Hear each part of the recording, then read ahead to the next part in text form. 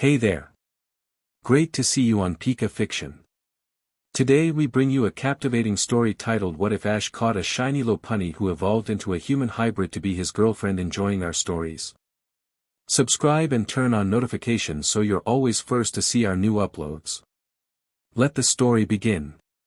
Chapter 1, The Locket and the Light. The wind that swept down from the crown of Ethel was old and carried the scent of pine, stone, and something deeper, an ancient cold that clung to the high places of the world. It whipped at the brim of Ash's worn, familiar cap, a stark contrast to the quiet warmth that pulsed within him.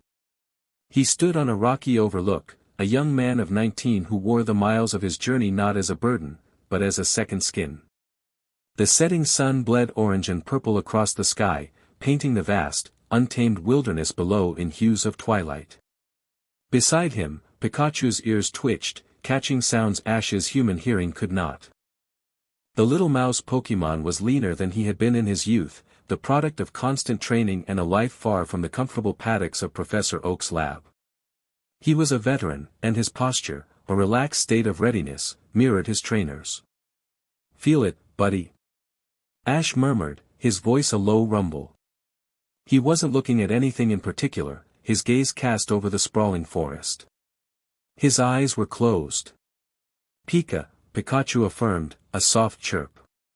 It was a subtle dissonance in the flow of the world, a thread of sourness in the tapestry of life that only an aura user could perceive. It felt like a thorn, small, sharp, and festering. Cruelty. For the past hour, Ash had been following it, letting the faint, ugly feeling guide his steps. He wasn't the boy who charged headfirst into every problem anymore. That boy had won leagues and saved the world through sheer force of will, but he had also been reckless. The man he was becoming preferred to understand the shape of a problem before he broke it. He opened his eyes, the brown of his irises sharp and focused. He had learned from Sir Aaron's Lucario not just how to wield his gift, but how to listen with it. His secret training in the years since had honed that lesson into a razor's edge. He was in the Ethel region on a pilgrimage of sorts, seeking out the quiet, powerful places where the world's aura ran deep, places mentioned in crumbling scrolls he'd been entrusted with. This feeling was a desecration of that purpose. A faint wisp of smoke, too thin and acrid for a proper campfire, rose from a copse of trees a half-mile down the slope. The source. "Stay close," Ash said, his tone shifting from meditative to decisive. He broke into a light jog, moving over the uneven terrain with a practiced, ground-eating gait. Pikachu fell into step behind him, a silent yellow shadow.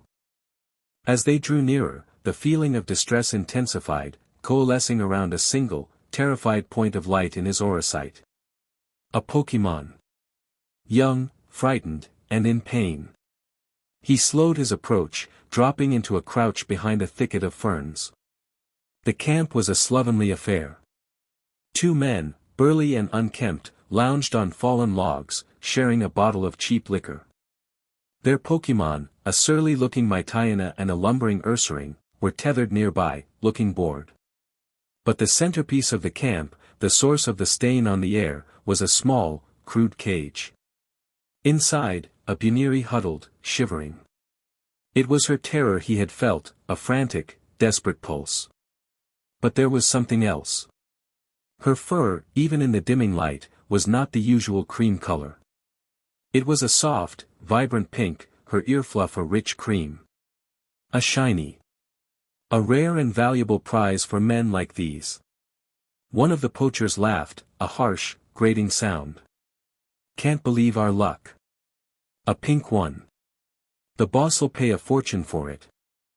"If it doesn't starve itself first," the other grunted, taking a long swig from the bottle. "Hasn't touched the berries we threw it." Ash's jaw tightened. He assessed the scene with a cold, tactical eye. Two men, two Pokémon. The Mytiana was alert, its nose twitching. The Ursaring was sluggish, likely tired. The men were distracted, overconfident. He gave Pikachu a look, a flicker of his eyes towards the Mytiana. It was a silent command, a conversation held in a single glance honed over a decade of partnership. Distract. Don't engage directly. Draw its attention left. Pikachu nodded, a tiny, almost imperceptible dip of his head. Ash then looked at the cage. The lock was a simple, heavy-duty padlock. He could break it, but not silently. The key was on a ring attached to the belt of the louder poacher. That was the target. He pulled his own aura inward, masking his presence until he was just another shadow in the deepening twilight. He began to move, a slow, deliberate crawl around the camp's perimeter, using the trees and brush for cover. Pikachu, meanwhile, slipped away in the opposite direction. A moment later, a small pebble clattered against a rock face 30 yards to the left of the camp. The Mytiana's head snapped up, a low growl rumbling in its chest. "What was that?" the first poacher asked, sitting up straighter. "Probably just a squovit," his partner dismissed, but the Mytiana remained fixated, its body tense. Another, louder noise. A branch snapping. The Mytiana barked, straining against its tether. All right, go see," the poacher grumbled, unclipping the Dark-type's lead. "Make it quick." The Mytiana shot off into the woods, sniffing the ground. That was the opening. Ash moved. He wasn't a blur of motion, not yet. He was a whisper. He rose from the shadows behind the poacher with the key, his steps making no sound on the pine needle-strewn ground. The man was still looking in the direction the Mytiana had gone, his attention divided. One hand shot out, not in a punch, but with an open palm. Ash's fingers clamped around the man's mouth, stifling his surprised grunt. Simultaneously, Ash's other hand smoothly unclipped the key ring from the man's belt while his leg swept the poacher's feet out from under him. The man went down with a muffled thump. Before he could even process what had happened, Ash applied pressure to a point on his neck, a technique he'd learned for non-lethally disabling opponents. The poacher went limp. The second poacher spun around, his eyes wide. "Hey! What the—" he never finished the sentence. Ash was already moving, closing the 10-foot distance in 2 long strides. He didn't waste time on threats. He ducked under a clumsy swing and drove the heel of his palm into the man's solar plexus. The air left the man's lungs in a pained whoosh, and as he doubled over, gasping, a sharp chop to the back of his neck sent him sprawling unconscious beside his partner. The Ursaring, slow to react, finally lumbered to its feet with a roar. Ash didn't even look at it. "Pikachu, Thunder Wave," he said calmly. A flash of yellow light erupted from the trees. The paralyzing energy washed over the Ursaring, its muscles seizing. It stood frozen, growling in frustration, unable to move. Just as planned, the Mytiana came bounding back into the camp, barking furiously, only to skid to a halt at the sight of its incapacitated masters and partner. It bared its teeth at Ash, a snarling embodiment of fury. Ash simply stood his ground, his presence unwavering. "That's enough," he said, his voice quiet but firm, laced with an echo of aura that spoke of authority, not aggression. "Your trainers are beaten. You don't need to fight." The Mytiana hesitated, its growls softening into a whine. It looked from Ash to its trainer, confusion warring with its instinct. Pikachu trotted into the clearing, cheeks sparking a low-level warning. The standoff lasted another second before the Mytiana's aggression broke. It lowered its head, defeated. The entire confrontation had taken less than 20 seconds. Ash turned his attention to the cage. He knelt before it, ignoring the unconscious men behind him.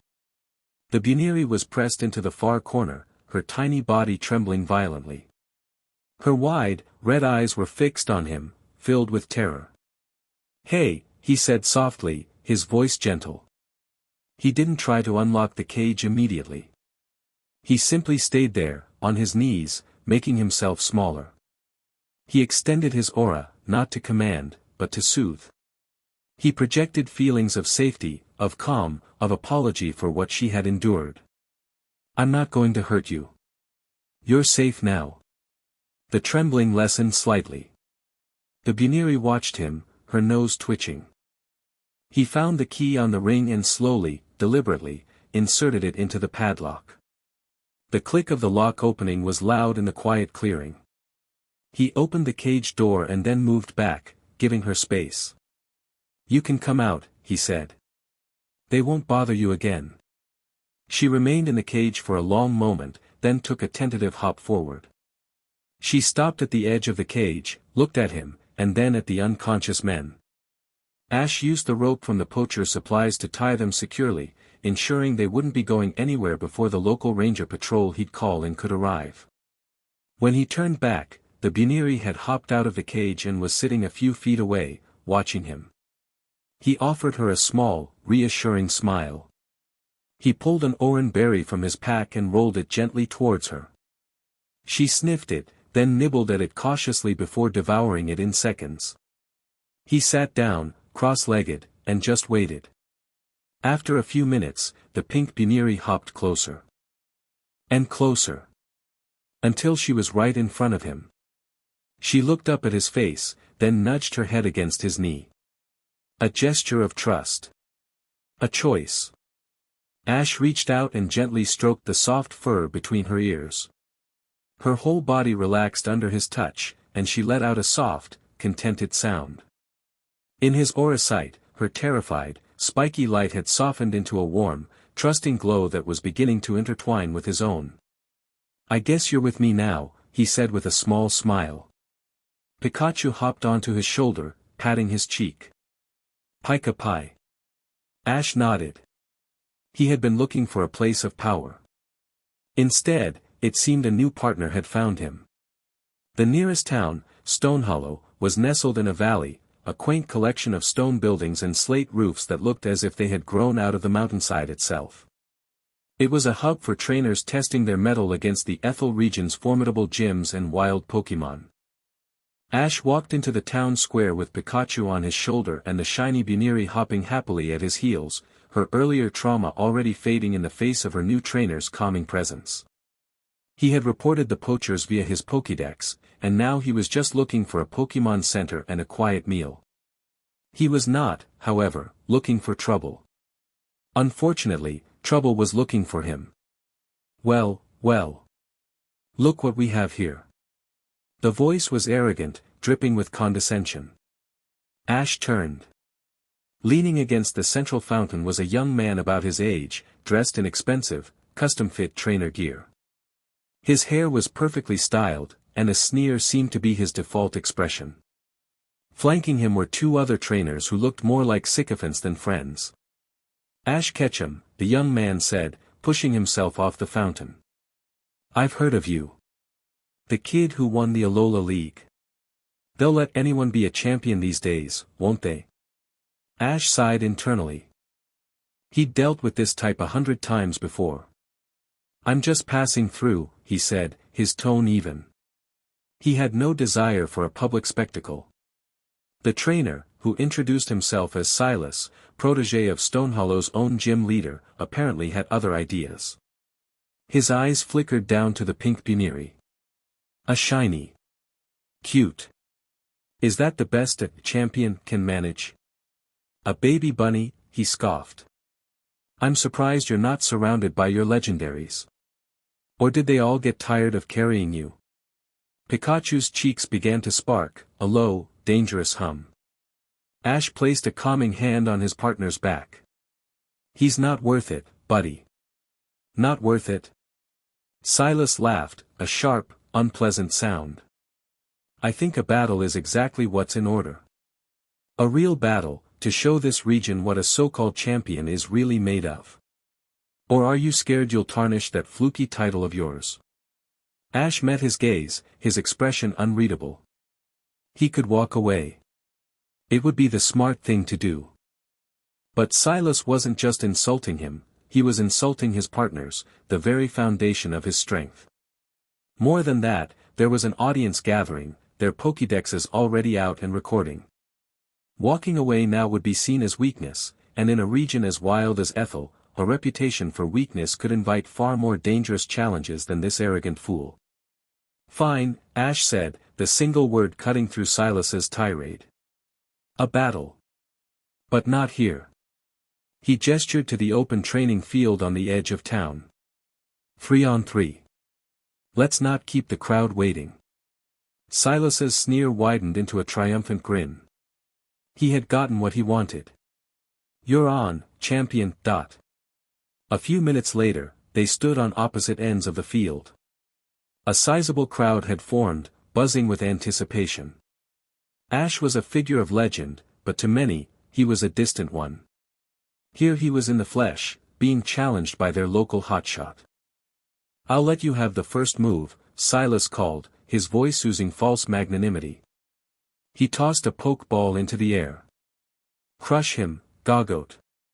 The powerful grass type landed with a solid thud, shaking its magnificent horns. It was a powerhouse, its muscles coiled like thick ropes. Ash considered his options. He could meet power with power, but that was what Silas expected. Instead, he chose speed and precision. Sceptile, I need you. The forest Pokemon materialized in a flash of red light, landing in a low crouch. Sceptile was a blade of green fury, his yellow eyes fixed on his opponent with predatory intensity. The crowd murmured, it was a classic matchup of speed versus defense. A poor choice, Ketchum. Silas yelled. Goggoat, Horn Leech. The Goggoat charged, its horns glowing with a vibrant green energy. It was fast for its size, covering the ground in huge, earth-shaking bounds. Fade left, Leaf Blade, Ash commanded, his voice calm and clear. Sceptile didn't just dodge, he flowed. He moved like smoke, the Horn Leech attack grazing nothing but air. As the Goggoat thundered past, Sceptile's arm blades ignited with energy, and he pivoted, slashing twice across the Goggoat's flank in a single, fluid motion. The attacks were precise, targeting the muscle just above the hind leg. Goggoat roared in pain and stumbled, its charge broken. What? Silas stammered, his confidence faltering for the first time. Don't give it a chance to recover, Ash said, pressing the advantage. Quick attack into dual chop. Sceptile became a green blur. He slammed into Goggoat's chest before it could regain its footing, then followed up with a brutal, two-hit strike from his blades. It wasn't a move Sceptile could naturally learn, but one Ash had trained him to mimic, a testament to their unorthodox style. Goggoat staggered backward, clearly dazed. Get up. Use Vine Whip, hold it still. Silas desperately ordered. Vines shot from Goggoat's neck, lashing out at Sceptile. But Ash was a step ahead. Leaf Storm. Sceptile inhaled, then unleashed a swirling vortex of razor-sharp leaves. The cyclone met the vines head-on, shredding them to pieces and engulfing the already injured Goggoat. The storm was overwhelming, a maelstrom of grass-type energy. When it cleared, the Goggoat was lying on the ground, unable to battle. Silence. Then the crowd erupted. They had expected a fight, but this was a dismantling. Ash had made a gym leader's prize Pokemon look like a rookie. Silas's face was a mask of fury and humiliation. He recalled his Goggoat, his hand trembling slightly. Don't get cocky. That was just a warm-up. Now you face my real power. Go, Dragonite. The Pokeball burst open to reveal a magnificent, terrifying sight. The Dragonite was huge, larger than standard, with old scars crisscrossing its orange hide. It let out a roar that shook the very air, a display of raw, draconic power. Sceptile stood his ground, but Ash could see the toll the first battle had taken. He nodded at his Pokemon. Good work, Sceptile. Get some rest. He recalled him, the red beam a comforting sight. Scared, Ketchum? Silas taunted, regaining his swagger. You should be. My Dragonite has crushed entire teams on its own. Ash just smiled faintly. Greninja, let's go. The change in the atmosphere was immediate. Where Sceptile was a blade, Greninja was a shadow. He appeared on the field with his arms crossed, his long tongue scarf wrapped around his neck, radiating an aura of silent, deadly competence. The air around him seemed to shimmer. Dragonite, dragon rush! Silas bellowed. The dragon cloaked itself in a fearsome blue aura and launched itself into the air like a missile. Water shuriken, Ash said, his voice dropping an octave. Greninja's hands became a blur. He created and threw 3 spinning stars of compressed water in a fraction of a second. They weren't aimed at Dragonite's body, but at its wings. The first 2 were dodged, but the third struck true, disrupting the Dragon Rush aura and causing the Dragonite to swerve. Now. Double team, then Night Slash. Greninja's form split into a dozen illusory copies, scattering across the field and confusing the charging Dragonite. The real Greninja vanished, reappearing from the shadows directly beneath the dragon. A blade of dark energy formed in his hand, and he slashed upward, carving a dark line across the Dragonite's underbelly. The dragon roared in fury, landing clumsily. It spun around, unleashing a torrent of fire from its mouth, a flamethrower. To the air, aerial ace, Ash countered instantly. Greninja leaped, using the force of the flamethrower's heat updraft to gain height. He twisted in mid-air, becoming a projectile of pure kinetic energy that slammed into Dragonite's head. The attack was too fast to be dodged. The battle raged. It was a breathtaking display of speed and shadow versus overwhelming power and fury. Silas was screaming commands, his strategy devolving into a series of frantic, powerful attacks. Ash, in contrast, was a picture of calm, his commands economical and precise. He and Greninja moved as one, their bond so deep it bordered on telepathic. Greninja would anticipate Ash's orders, and Ash would give commands that perfectly suited Greninja's position and energy levels. But the Dragonite was a monster. It endured hit after hit, its sheer stamina and raw power keeping it in the fight. It finally managed to land a clean hit, a thunderous dragon tail that caught Greninja in mid-air and sent him crashing to the ground. Greninja struggled to his feet, panting. He was still ready to fight, but he was nearing his limit. The Dragonite, too, was breathing heavily, its body covered in cuts and burns. Finish it, Dragonite. Use outrage. Silas screamed, his voice hoarse. Dragonite's eyes glowed a dangerous red. It let out a final, world-shaking roar and began to rampage, its body wreathed in uncontrollable power. It charged, a living meteor of destruction. Ash's eyes narrowed. Greninja, stand your ground. Water shuriken, full power. This was it. Greninja didn't create small stars this time. He brought his hands together and began to form a single, massive shuriken of swirling, churning water. It grew larger and larger, spinning with incredible velocity. It was the ultimate expression of his power. As the rampaging Dragonite closed in, Greninja let it fly.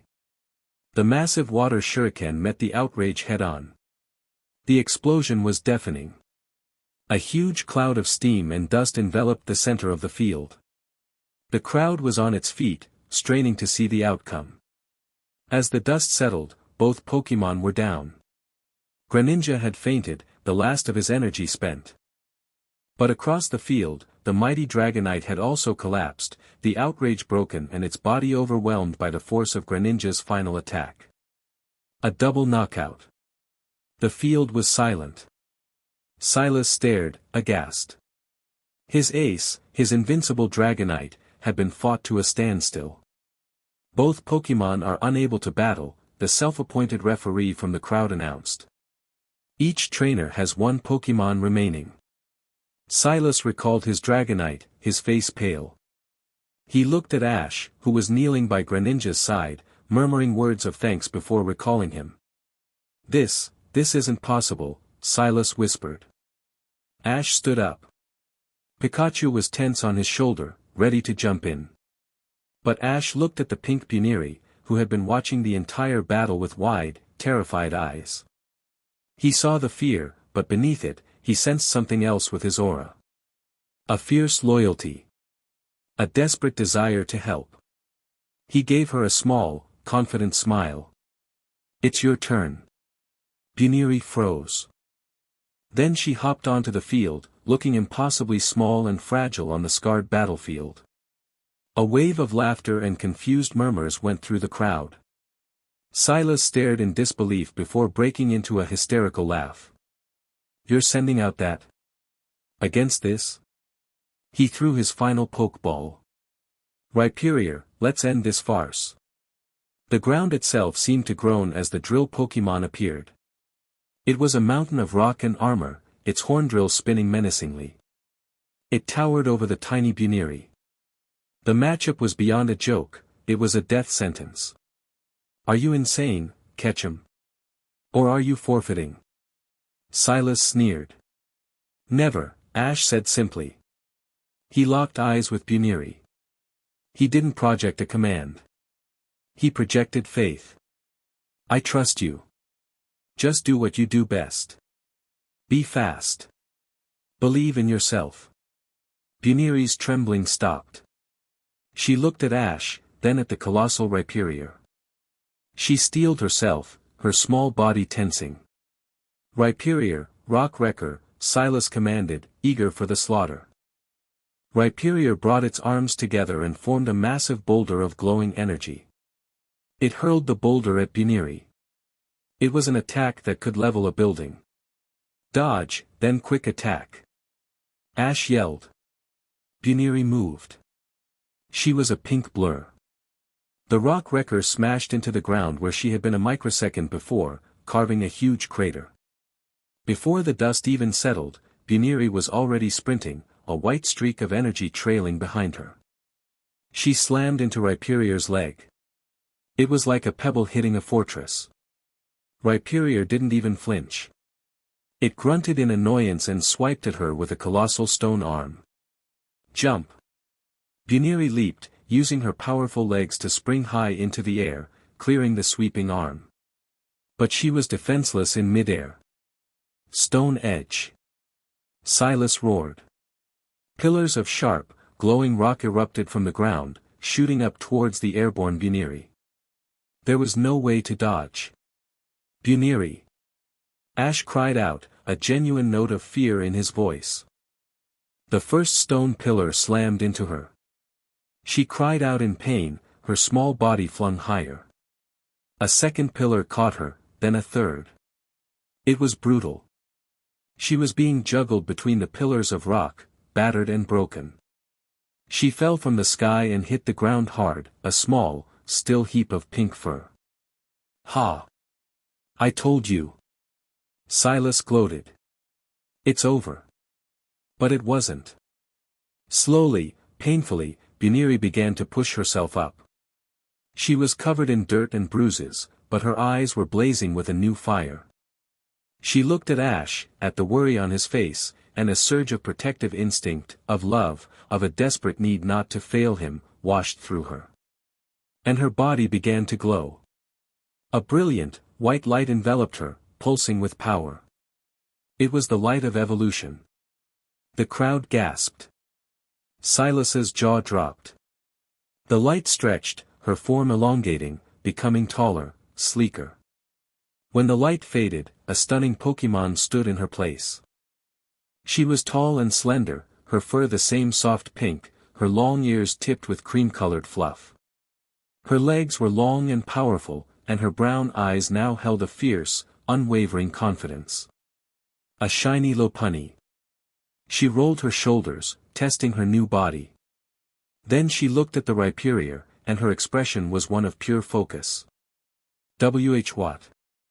"No way. Rhyperior, use hammer arm." Silas yelled, panicked. Rhyperior's arm glowed, and it brought it down in a devastating arc, aiming to crush her. Lopunny was gone. She moved with a speed that defied the eye, a fluid dance of motion that left Rhyperior swinging at empty air. "Now, Lopunny. High jump kick." Ash roared, a grin breaking across his face. Lopunny leaped, her body an elegant arc against the sky. She soared far above the Rhyperior, then came down like a lightning bolt, her leg extended. The kick connected with the top of Rhyperior's head with a sickening crack. The force was incredible. The massive rock-type's eyes rolled back, and it crashed to the ground, its entire body quaking from the impact before falling still. Fainted. The silence that followed was absolute, broken only by the sound of Lopunny landing gracefully on her feet, not a single sign of strain on her face. Ash had won. Silas fell to his knees, staring at the wreckage of his team, at the impossible Pokémon that had single-handedly defeated his strongest monster. The crowd, after a moment of stunned shock, exploded into a roar of applause and cheers louder than anything before. Ash walked onto the field, his eyes only for his newly evolved partner. She turned to him, her fierce battle expression softening into a familiar, happy look. She bounded towards him and wrapped him in a hug, nuzzling her head against his chest. He hugged her back, laughing. "You were amazing, Lopunny. I knew you could do it." He didn't spare another glance for Silas. He had made his point. His power wasn't in titles or legendary Pokémon. It was in trust. It was in the unbreakable bond he shared with every single one of his partners. As he and his Pokémon left the field, the crowd parted for him, their faces filled with awe and respect. He had arrived in Stonehollow as a rumor, but he was leaving it as a living legend. Dusk was settling again by the time they left the lights of Stonehollow behind. The battle had drawn more attention than Ash was comfortable with, and the whispers and stares had urged him onward, back to his original purpose. The scrolls had spoken of a minor sanctuary, a place of aura resonance, hidden in the foothills just west of the town. He walked with Lopunny by his side, her new, longer stride easily keeping pace with his. Pikachu rode on his shoulder as always, occasionally chatting with Lopunny in the way of Pokémon. The bond between trainer and the newly evolved Pokémon was electric, stronger than ever. The shared victory, the trust he had shown in her, had forged a connection so deep it was a constant, warm hum in his soul. The ruins were not grand. They were a simple, crumbling circle of standing stones on a windswept hill, looking more like a natural rock formation than a man-made structure. But to Ash's senses, the air here vibrated. It was a quiet place, but not an empty one. Memories of ancient meditations and rituals clung to the stones like moss. "This is the place," he murmured, placing a hand on one of the megaliths. It was cool to the touch, and a faint, golden energy flowed into him, welcoming and peaceful. As Ash communed with the stones, Lopunny began to wander. She wasn't exploring idly. Her head was tilted, her long ears twitching, as if listening to a sound only she could hear. Her new form came with heightened senses, but this was different. It was an instinct, a pull. She stopped before the central stone, a flat, altar-like slab of granite. She tilted her head, then gently tapped a spot near its base with her foot. Nothing happened. Frowning, she tried again, this time with more force. A low grinding sound echoed in the quiet evening, and a section of the stone altar slid away, revealing a dark, narrow opening. "Whoa," Ash breathed, walking over. He peered into the darkness. A set of steep stone steps led down into the earth. "Good job, Lopunny. I would have never found that." She preened at the praise, then gestured to the opening, her expression eager. Ash nodded, pulling a small, powerful flashlight from his pack. "All right, let's see what they were hiding." He led the way, with Lopunny close behind and Pikachu on his shoulder providing extra light with a gentle, continuous spark from his cheeks. The air grew cooler, thick with the smell of dust and old magic. The tunnel opened into a small, circular chamber. The walls were covered in faded carvings, images of ancient guardians, of Lucario, and of the flow of aura through the world. But the carvings were not what held their attention. In the exact center of the room, resting on a simple stone pedestal, was an object. It was a locket or something like one, crafted from a strange, dark metal that seemed to drink the light. Set within the metal casing was a shard of crystal, no bigger than Ash's thumb. It pulsed with a soft, internal light, a gentle, golden heartbeat that resonated with the very core of Ash's being. It was the source of the sanctuary's power. An aura shard. Incredible, Ash whispered, stepping forward. He had read about them, but he'd never dreamed he would see one. They were said to be fragments of a great power from the dawn of time, anchors of life energy. As he got closer, the shard's pulsing quickened, matching the rhythm of his own heartbeat. The golden light intensified, casting dancing shadows on the walls. It was calling to him, to the aura within him.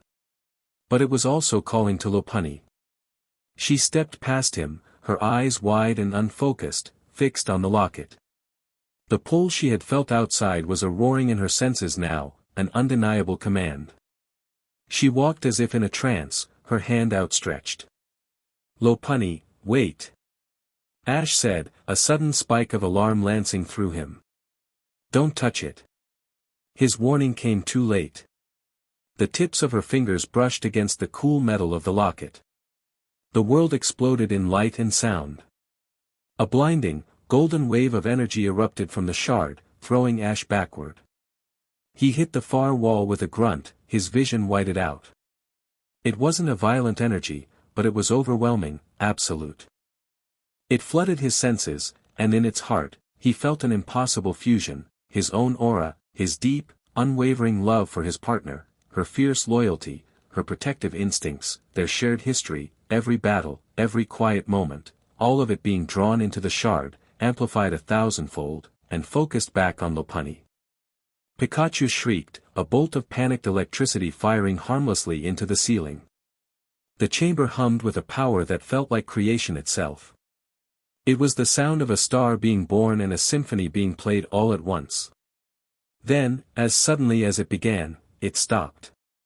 The light vanished. The sound died. The shard on the pedestal went dark, its inner light extinguished. The chamber was plunged back into the dim glow of Ash's flashlight, which had rolled into a corner. Ash pushed himself up, his head spinning. "Lopunny," he called out, his voice hoarse. "Pikachu, are you okay?" "Pika," came a weak reply from his side. Ash's eyes scanned the chamber frantically. The spot where Lopunny had been standing was empty. She was gone. "Lopunny," he shouted, panic seizing his heart. "Where are you?" Silence. His light swept across the chamber again, catching on something in the center of the room. A shape. It was standing where the pedestal had been, though the pedestal itself was now just a pile of dust. It was a silhouette, cast against the far wall by the beam of his flashlight. It was tall, slender, and undeniably humanoid. Long hair fell past its shoulders, and two long, graceful shapes rose from the top of its head. Ears. Ash's heart stopped.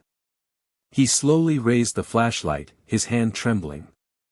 The beam traveled up the figure, revealing long legs, a simple, tattered tunic that seemed to have been formed from pure energy, and a face, a human face, with wide, terrified eyes. It was a girl. A girl with long, soft pink hair and the distinct, unmistakable ears of a Lopunny. She stared back at him, her expression one of utter shock and confusion. Her mouth opened, and a voice, soft and trembling and achingly familiar, spoke a single word. "Ash." Chapter 2, A different kind of evolution. The word hung in the dusty, supercharged air of the chamber, fragile and impossible. "Ash." It was her voice, yet it wasn't. He knew Lopunny's cries, the happy chirps, the fierce battle shouts, the soft coos of contentment. This was different. It was a sound shaped by a human tongue and human vocal cords, yet the soul behind it, the essence he felt with his own aura, was undeniably hers. His trembling hand steadied the flashlight beam on her face. Her eyes, the same warm brown as her Lopunny form, were wide with a terror that mirrored his own shock. Her skin was pale, and her vibrant pink hair, the exact shade of her former fur, was a chaotic mane around her shoulders. The two long, graceful ears atop her head, tipped with the familiar cream color, twitched nervously, reacting to the drip of water from the stone ceiling, a sound she had never been able to process with such clarity before. For a frozen moment, the world consisted only of his light, her form, and the silent, screaming question between them. Then his training, his years of facing the unbelievable, kicked in. The shock receded, replaced by a surge of crystalline focus. She was scared. She was confused. And she was his partner. That was the only truth that mattered. Lopunny, he breathed, the name feeling strange and inadequate on his lips. He took a slow step forward, his hands raised in a placating gesture. It's me. It's okay. I'm here. She flinched as he moved, her new body a foreign country she had just been exiled to. She looked down at her hands, truly seeing them for the first time. She spread her fingers, marveling at the 5 distinct digits, a look of profound dislocation on her face. She touched her own cheek, her expression shifting from terror to utter bewilderment. My voice, she whispered, the sound a strange melody of awe and fear. I can talk. She looked back at him, her eyes pleading for an explanation he didn't have. Ash, what happened to me? I don't know, he answered honestly, taking another careful step. He was close enough now to see she was shivering, not from the cold, but from shock. The tattered, ethereal tunic she wore seemed to be woven from leftover energy from the transformation, and it was already starting to fade and fray at the edges, offering little comfort or coverage. The shard, it did something. It connected with our bond, with my aura, and it changed you. He shrugged off his jacket, the familiar red and white fabric a solid, real thing in this impossible moment. He held it out to her. Here. You're shaking. Her eyes darted from the jacket to his face, a flicker of the old, familiar trust warring with the new, overwhelming fear. She took a hesitant step forward, her legs wobbling as if she were learning to walk for the first time. Her balance was off, her center of gravity completely alien. She stumbled, and Ash surged forward, catching her before she could fall. The contact was electric. He was used to her fur, to the solid, powerful feel of her Pokémon form.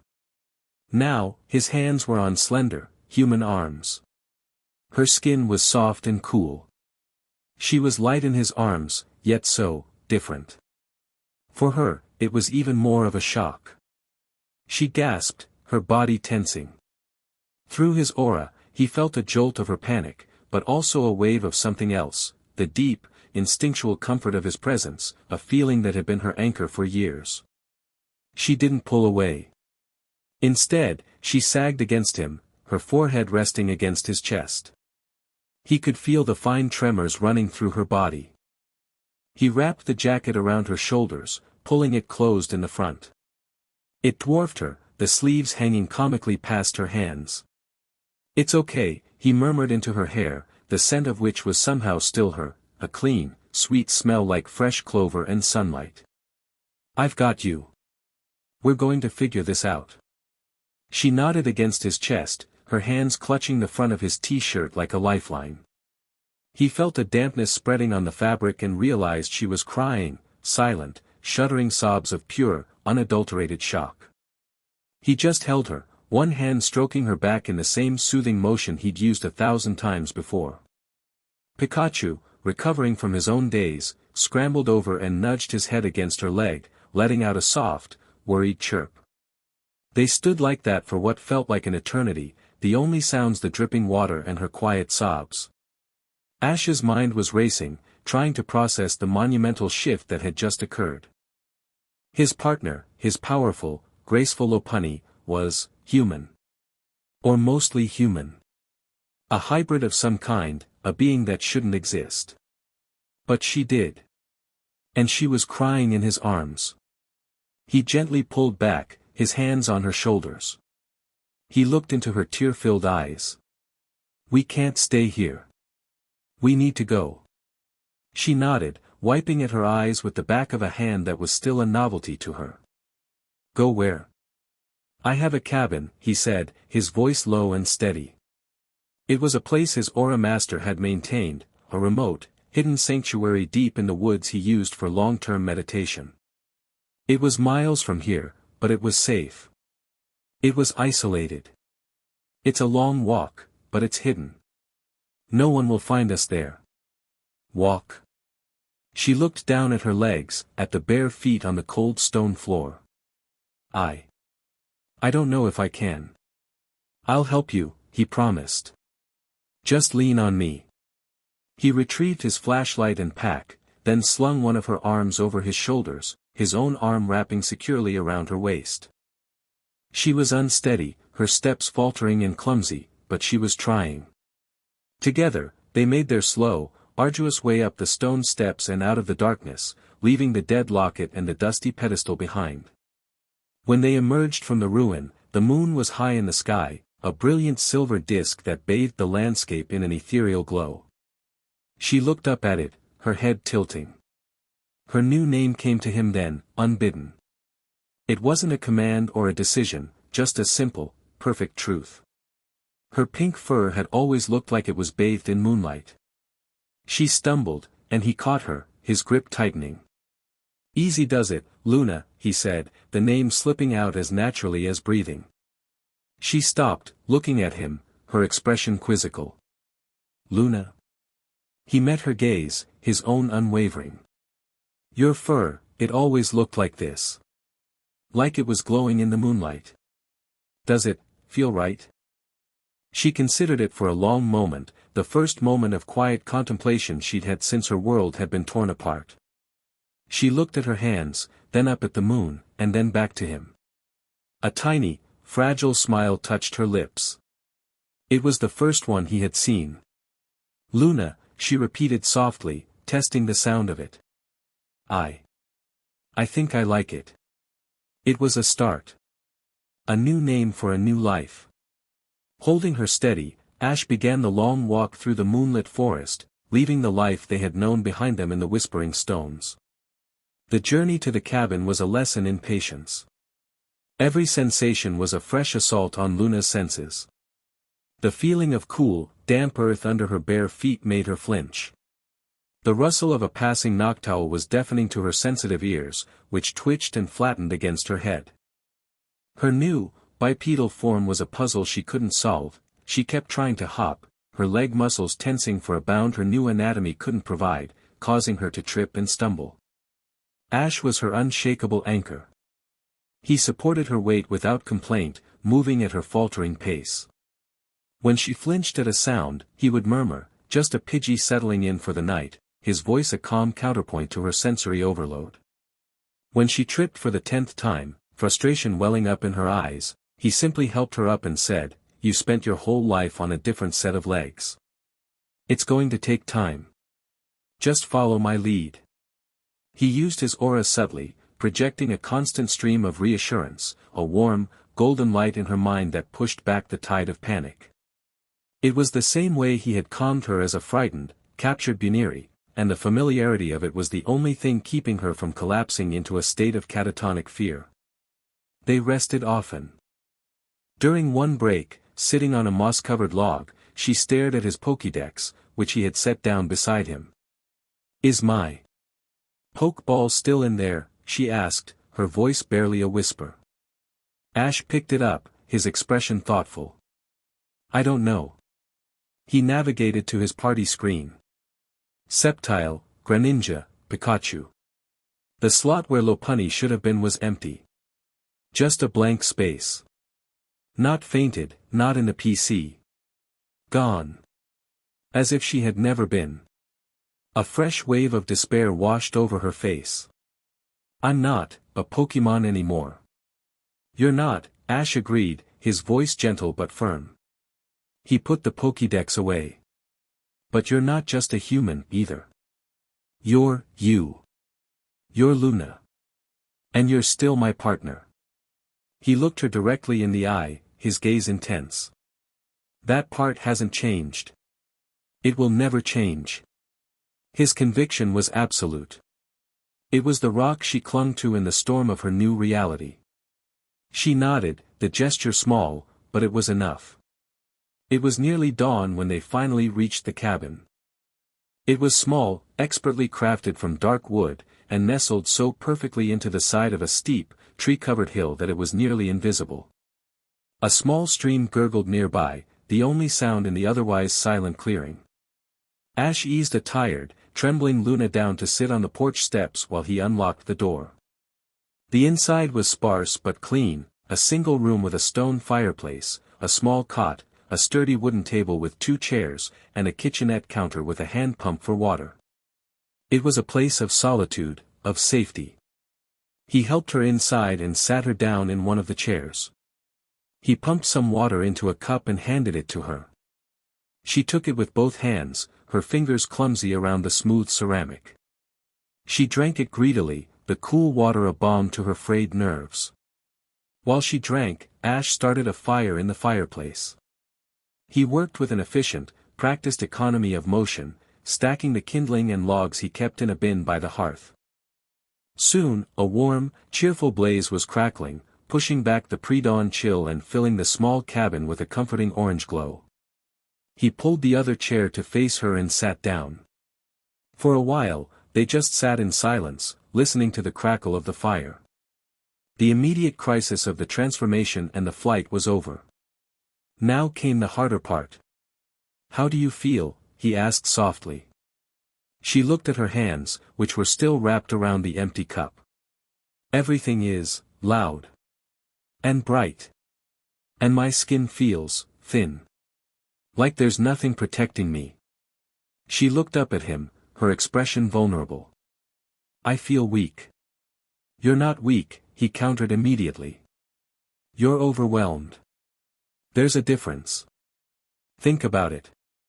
Your ears are hearing things on a human frequency for the first time, but your brain is still trying to process it like a Lopunny. You're feeling with nerve endings you've never had before. It's like being born all over again, but with all your old memories attached." He leaned forward, elbows on his knees. "When you were a Lopunny, we communicated through our bond. I could feel what you were feeling. I still can," he added, tapping his chest. "It's fainter now, more complex. But it's there. Now, though, you have words. You can tell me exactly what's going on in your head." Luna took a deep breath, the newness of the sensation still strange to her. "I remember everything. The poachers. The battle with Silas. The light, the feeling of your trust, pouring into me. It was the last thing I felt before this." She gestured to herself. "And then I woke up, and the world was wrong. My body was wrong." Her voice cracked.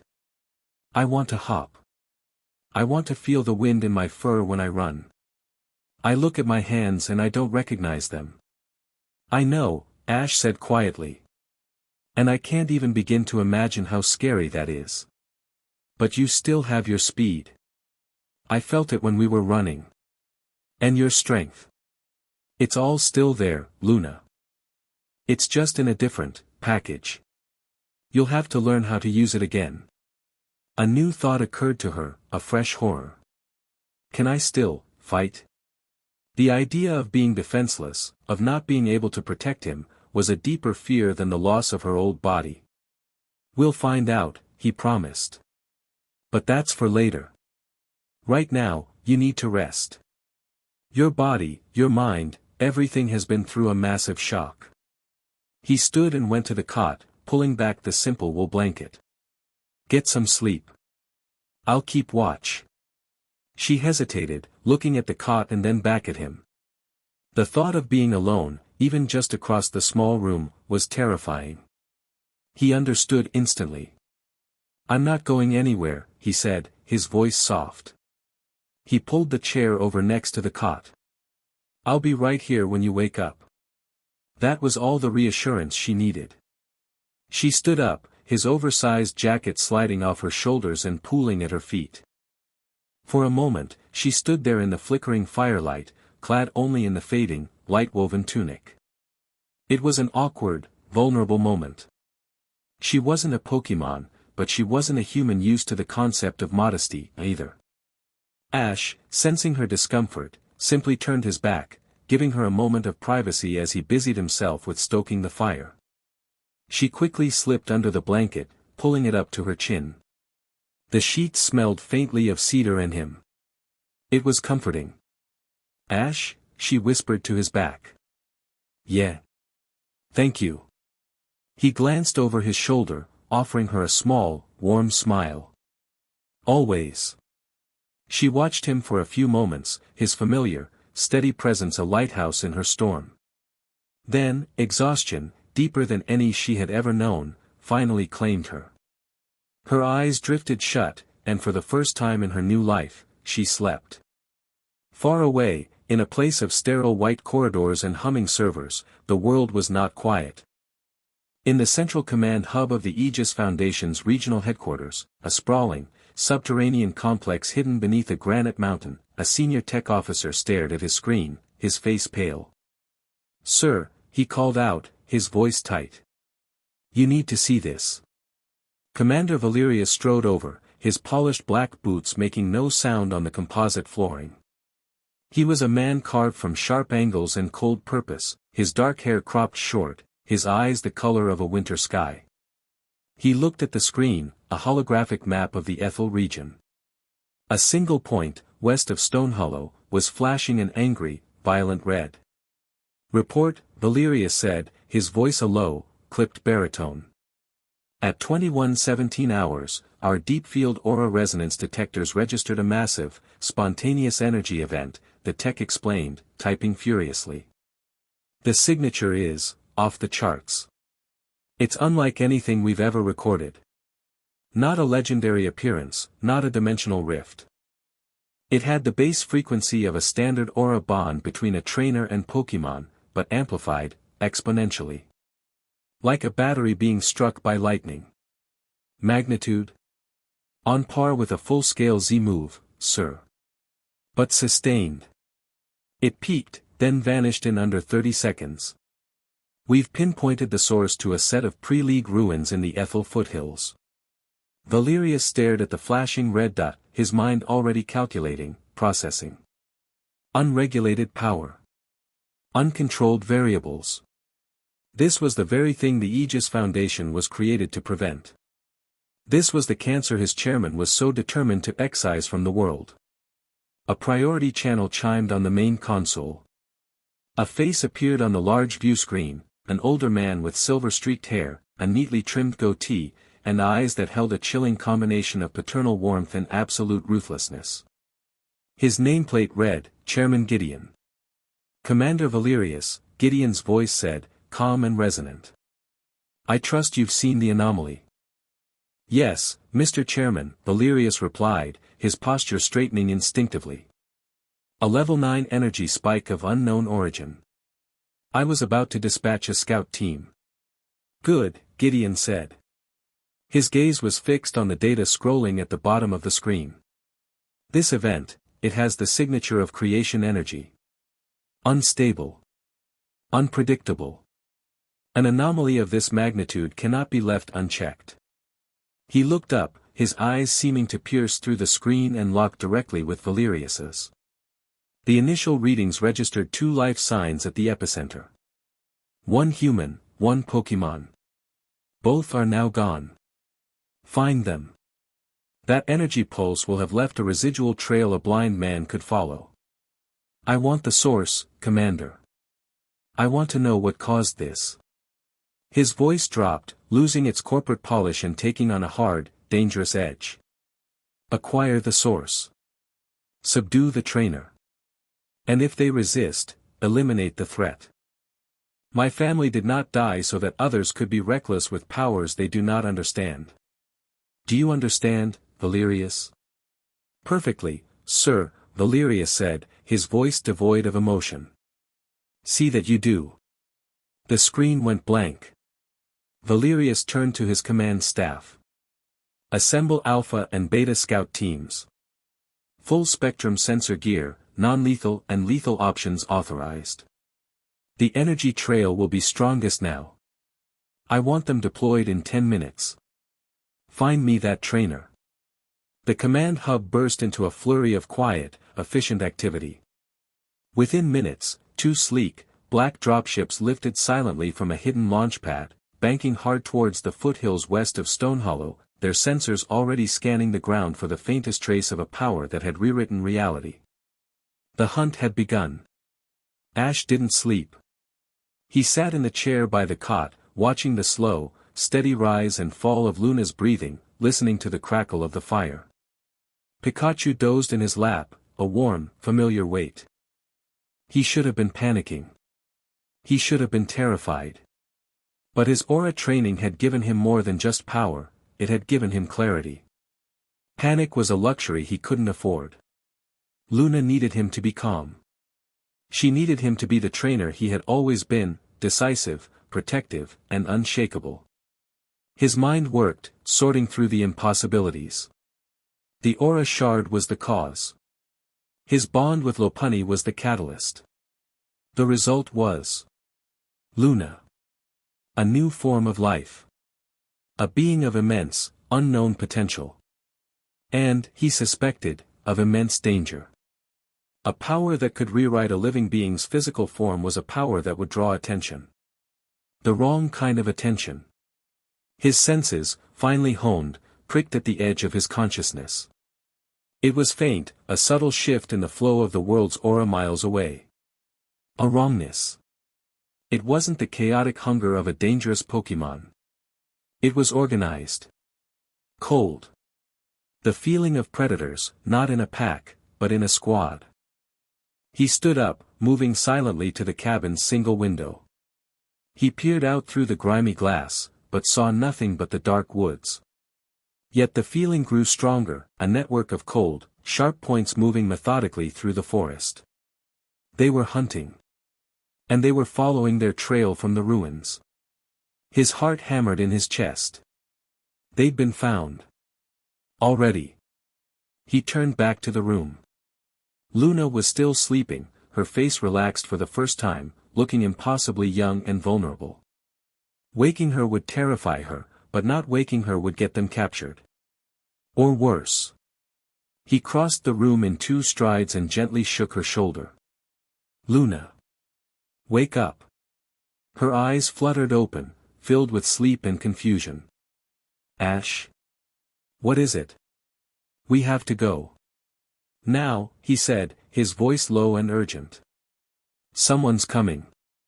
The sleep vanished from her eyes, replaced by instant fear. She sat up, clutching the blanket. Who? How do you know? I can feel them, he said, pulling on his pack. They're organized. Well equipped. And they're getting close. As if on cue, one of her long ears twitched violently, rotating towards the door. Her eyes went wide.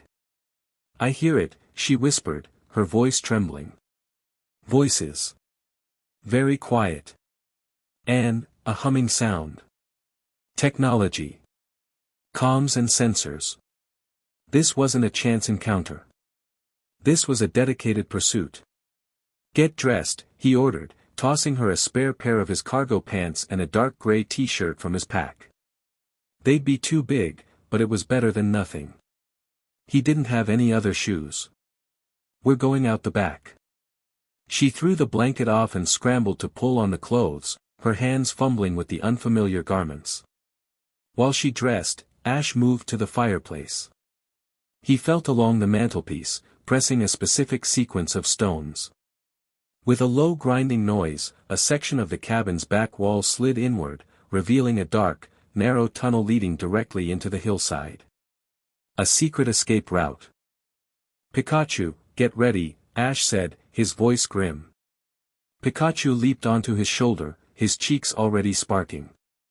Luna, now dressed in the baggy clothes, ran to his side. She was barefoot, her eyes wide with fear, but she was ready. What's happening? I don't know who they are, but they tracked the energy from the shard, he explained quickly. They're not rangers. They feel military. We can't let them catch us. We can't let them find out what you are. A sharp thwack sounded from the front of the cabin as something metallic impacted the door. A scanner. Time's up, Ash said. Luna, stay right behind me. Don't make a sound. He slipped into the tunnel, and she followed, Pikachu clinging tightly to his shoulder. Ash pressed the mechanism again, and the wall slid silently shut behind them, plunging them into absolute darkness just as the cabin door burst open. The tunnel was tight and smelled of damp earth. Ash didn't need a light. He navigated by touch and by the faint flow of aura he could sense from the tunnel's exit, a good 100 yards up the hill.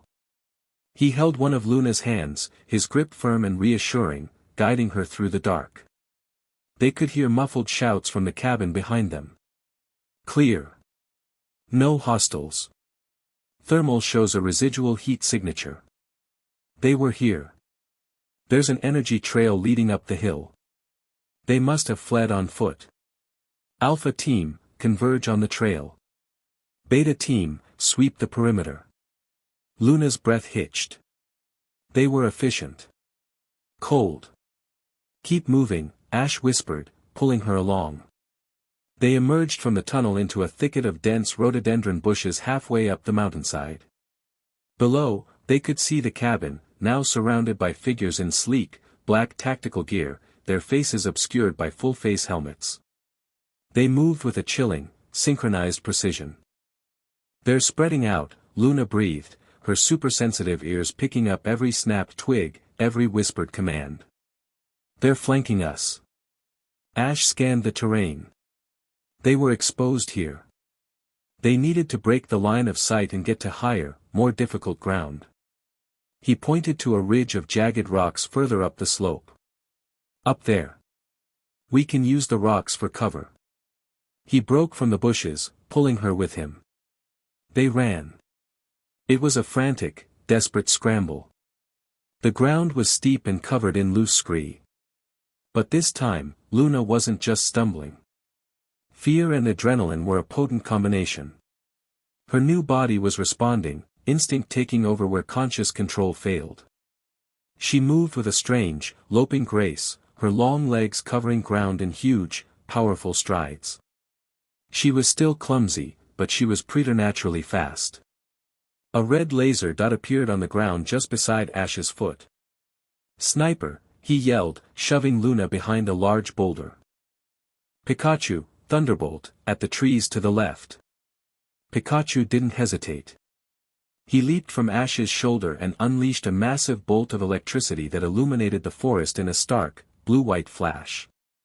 It wasn't aimed at a person, but at the canopy, creating a momentary, blinding distraction. Go! Ash shouted, and they were running again.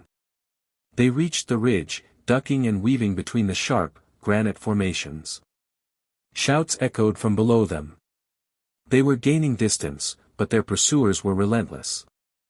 They rounded a large rock outcropping and came face to face with a black-clad operative who had circled ahead of them. The soldier raised their rifle. Ash reacted instantly.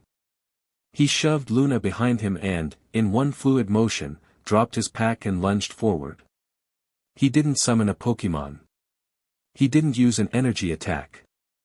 He moved inside the soldier's guard, parried the rifle with one forearm, and drove the heel of his other palm into the soldier's helmeted face. The impact was solid, staggering the operative. Ash followed up with a leg sweep, taking the soldier down hard. Before the operative could even recover, Luna moved. It was pure instinct. A threat to Ash. She didn't think, she acted. She launched herself forward in a low, powerful leap, her legs snapping out in a perfect arc. Her bare foot connected with the soldier's chest plate with a loud crack. The force of the kick was immense, far beyond human capability.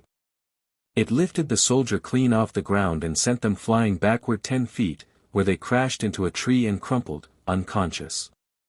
Luna landed, breathing heavily, staring at the fallen soldier and then at her own foot, a look of shock on her face. Ash stared at her, a flicker of awe in his eyes. High jump kick, he whispered. There was no time to process it. More operatives were closing in. He grabbed her hand. This way. They plunged deeper into the wilderness, leaving the ridge and the Aegis teams behind. They ran for what felt like hours, fueled by adrenaline, pushing their bodies to the absolute limit. They scrambled over rocks, waded through ice-cold streams to cover their scent and energy trail, and pushed through thorny brush, their only guide Ash's sense of the hunter's presence fading behind them. Finally, as the sun began to filter through the canopy, painting the forest in shades of gray and green, Ash judged it was safe to stop. He found a small, hidden alcove behind a waterfall, a curtain of water masking them from view. They collapsed onto the damp ground inside the small cave, utterly spent. Luna was panting, her body trembling with a mixture of fear and exertion. Her bare feet were cut and bruised, but she barely seemed to notice.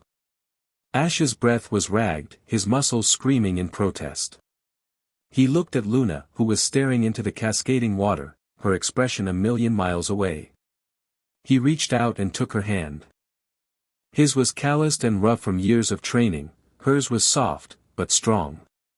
She looked at their joined hands, then at him, her brown eyes filled with a terrifying new understanding of their situation. Their world had been turned upside down. They were no longer a trainer and his Pokémon on a journey. They were fugitives. They were the hunted. And they had no idea who was hunting them, or why. All they had was each other.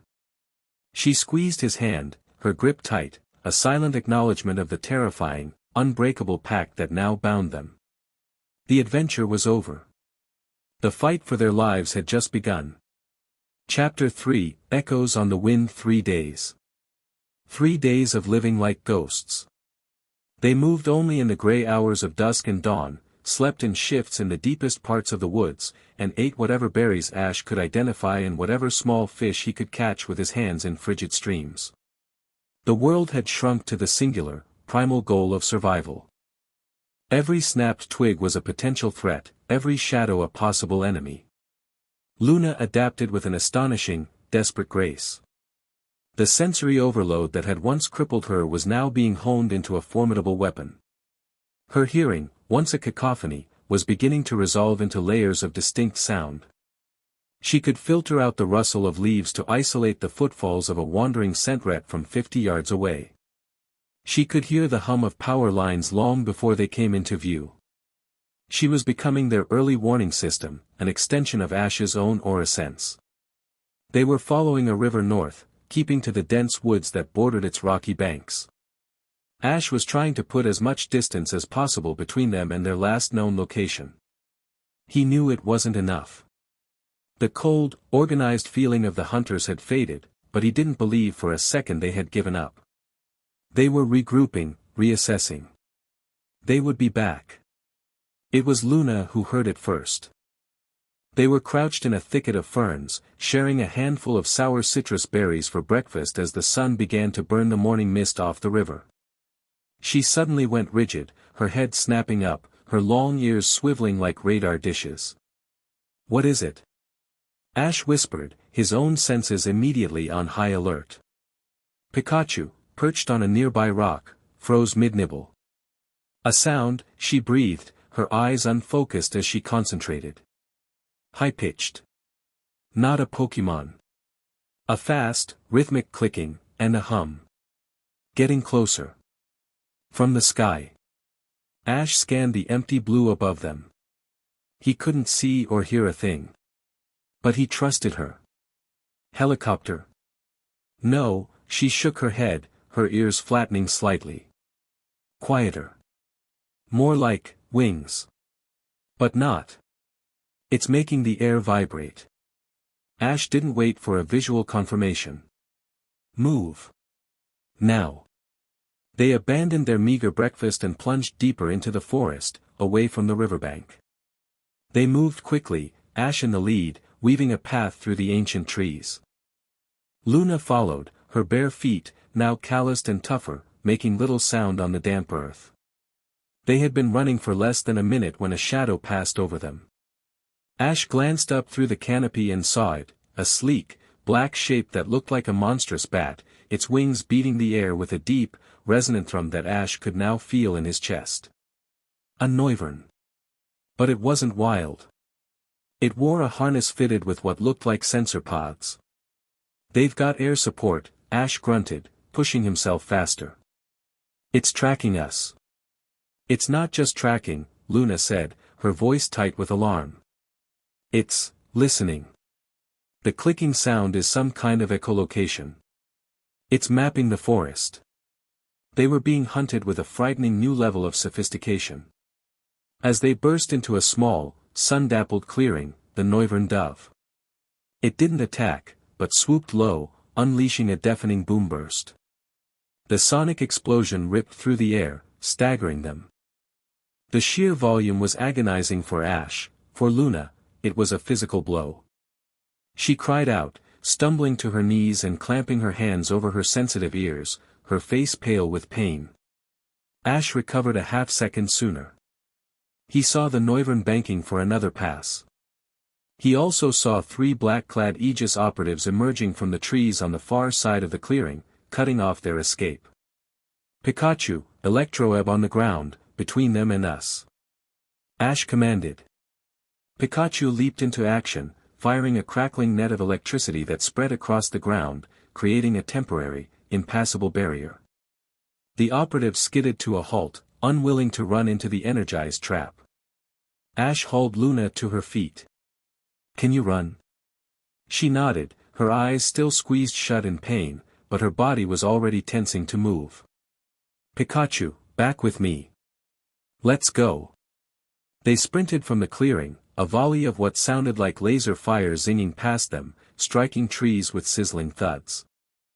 The Noivern shrieked overhead, its sonic assault momentarily stopped, but it was still following, a persistent, winged predator. They were being herded. Ash realized it as he navigated the terrain. The Noivern's position, the flanking maneuvers of the ground team, it was all designed to push them towards a specific location. He risked a glance at his Pokédex map. A quarter-mile ahead, the forest gave way to a deep, narrow canyon carved by an ancient river. A dead end.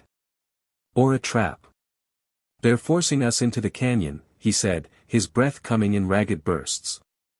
"We can't let them corner us," Luna gasped, her legs pumping. She was matching his pace now, her movements becoming more fluid, more sure. The clumsiness was burning away in the fires of desperation. "We won't," Ash said, his jaw set. A plan was already forming in his mind, a risky, desperate gambit. "We're not running from the canyon. We're running to it." Miles away, in the mobile command center that had been established at the edge of the search perimeter, Commander Valerius watched the data stream in. The holographic display showed a topographical map of the area, with multiple icons moving in a coordinated dance. One large red icon, the Noivern, and 3 smaller ones represented his team. 2 blinking green icons were his targets. "They're taking the bait," an analyst reported. "ETA to Canyon's maw is 90 seconds. Hold your positions at the entrance," Valerius ordered into his comm unit, his voice flat and cold. "Let the target enter the choke point. I am en route. Do not engage until I arrive. I want them contained." He turned from the display and strode out of the command vehicle. His own Pokémon, a massive, gleaming Metagross, hovered silently beside him, its 4 brains processing the tactical situation with an intelligence equal to its trainer's. Valerius had analyzed the data from their first encounter. The trainer, Ash Ketchum, was a champion, but he fought with the unpredictable ferocity of a wild Pokémon. The other entity, the girl, was an unknown variable of immense power. The energy signature from her kick on his fallen operative was like nothing on record. She was fast, strong, and completely unregistered. A ghost. A monster masquerading in human form. He would not make the mistake of underestimating them again. He had chosen this battlefield specifically. The canyon's sheer walls would negate their mobility. The narrow confines would concentrate his Pokémon's firepower. Here, he would break them. He climbed onto the back of his Metagross, the psychic Pokémon's metallic body humming with power. "To the canyon," he said. Metagross lifted off the ground and shot towards the engagement zone, a silver bullet against the green of the forest. The entrance to the canyon was a narrow slit in the rock, barely wide enough for 2 people to walk abreast. Ash and Luna plunged into the shadowy depths without hesitation. The temperature dropped immediately, the air cool and damp.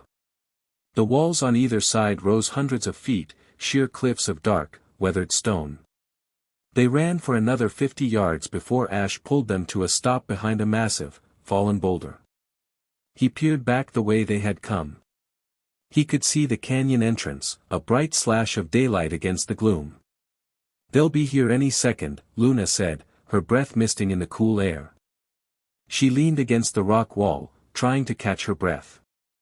Her hearing was still ringing from the boom burst, but it was slowly returning. "I know," Ash said. He was surprisingly calm. He had chosen this ground.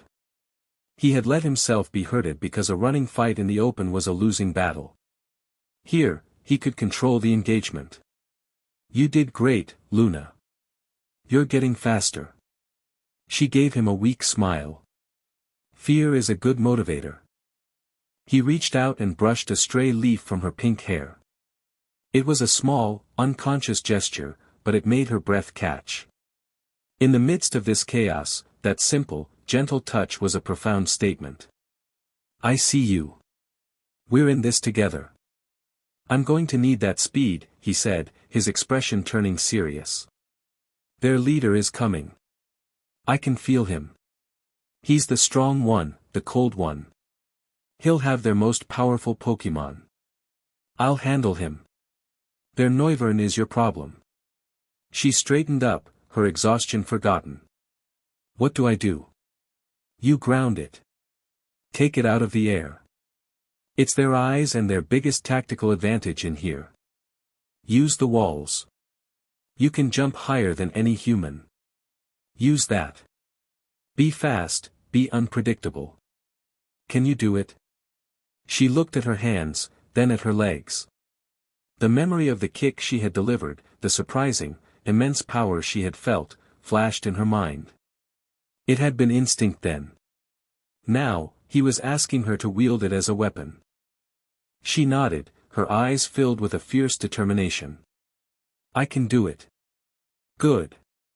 He unclipped a pokeball from his belt. The surface was worn, familiar. He held it for a moment, gathering his focus. "They think they have us trapped. They're about to find out they just trapped themselves in here with us." The hum of the Metagross preceded its arrival. It floated into the canyon, Commander Valerius standing impassively on its back. The 3 ground operatives and the Noivern followed, fanning out to block the entrance. They were cornered. Valerius's voice, amplified by his helmet's external speaker, echoed off the canyon walls. "Ash Ketchum. You have led us on a tiresome chase. Surrender now. The entity with you is an unregistered power source. By the authority of the Aegis Foundation, it is to be contained." Ash stepped out from behind the boulder, Luna a half-step behind him, her body coiled like a spring. "I've never heard of the Aegis Foundation," Ash called back, his voice steady. "And my partner isn't a power source. She's a person. We're not going with you." Valerius sighed, a sound of weary disappointment. "I had hoped you would be reasonable. Your file indicates a history of cooperation with authority. Clearly, you have been corrupted by this creature." He made a curt gesture with his hand. "Contain them. Prioritize the entity." The Noivern shrieked and shot up into the air, preparing for another sonic attack. The ground operatives raised their rifles. "Now, Luna!" Ash yelled. "Infernape, let's turn up the heat."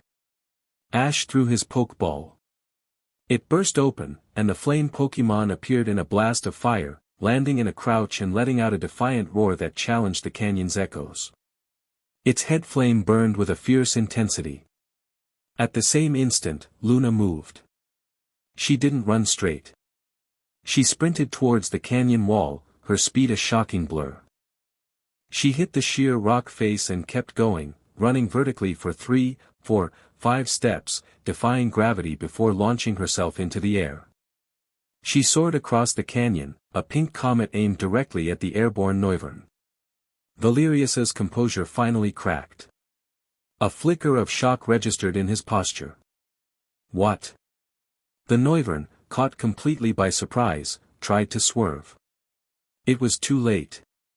Luna's leg snapped out in a devastating axe kick that slammed down onto the dragon's back. The blow sent the Noivern spiraling down, crashing into the rock wall and slumping to the canyon floor, dazed and grounded. Metagross, psychic. Valerius commanded, recovering instantly and refocusing on the primary threat. Metagross's eyes glowed a brilliant blue.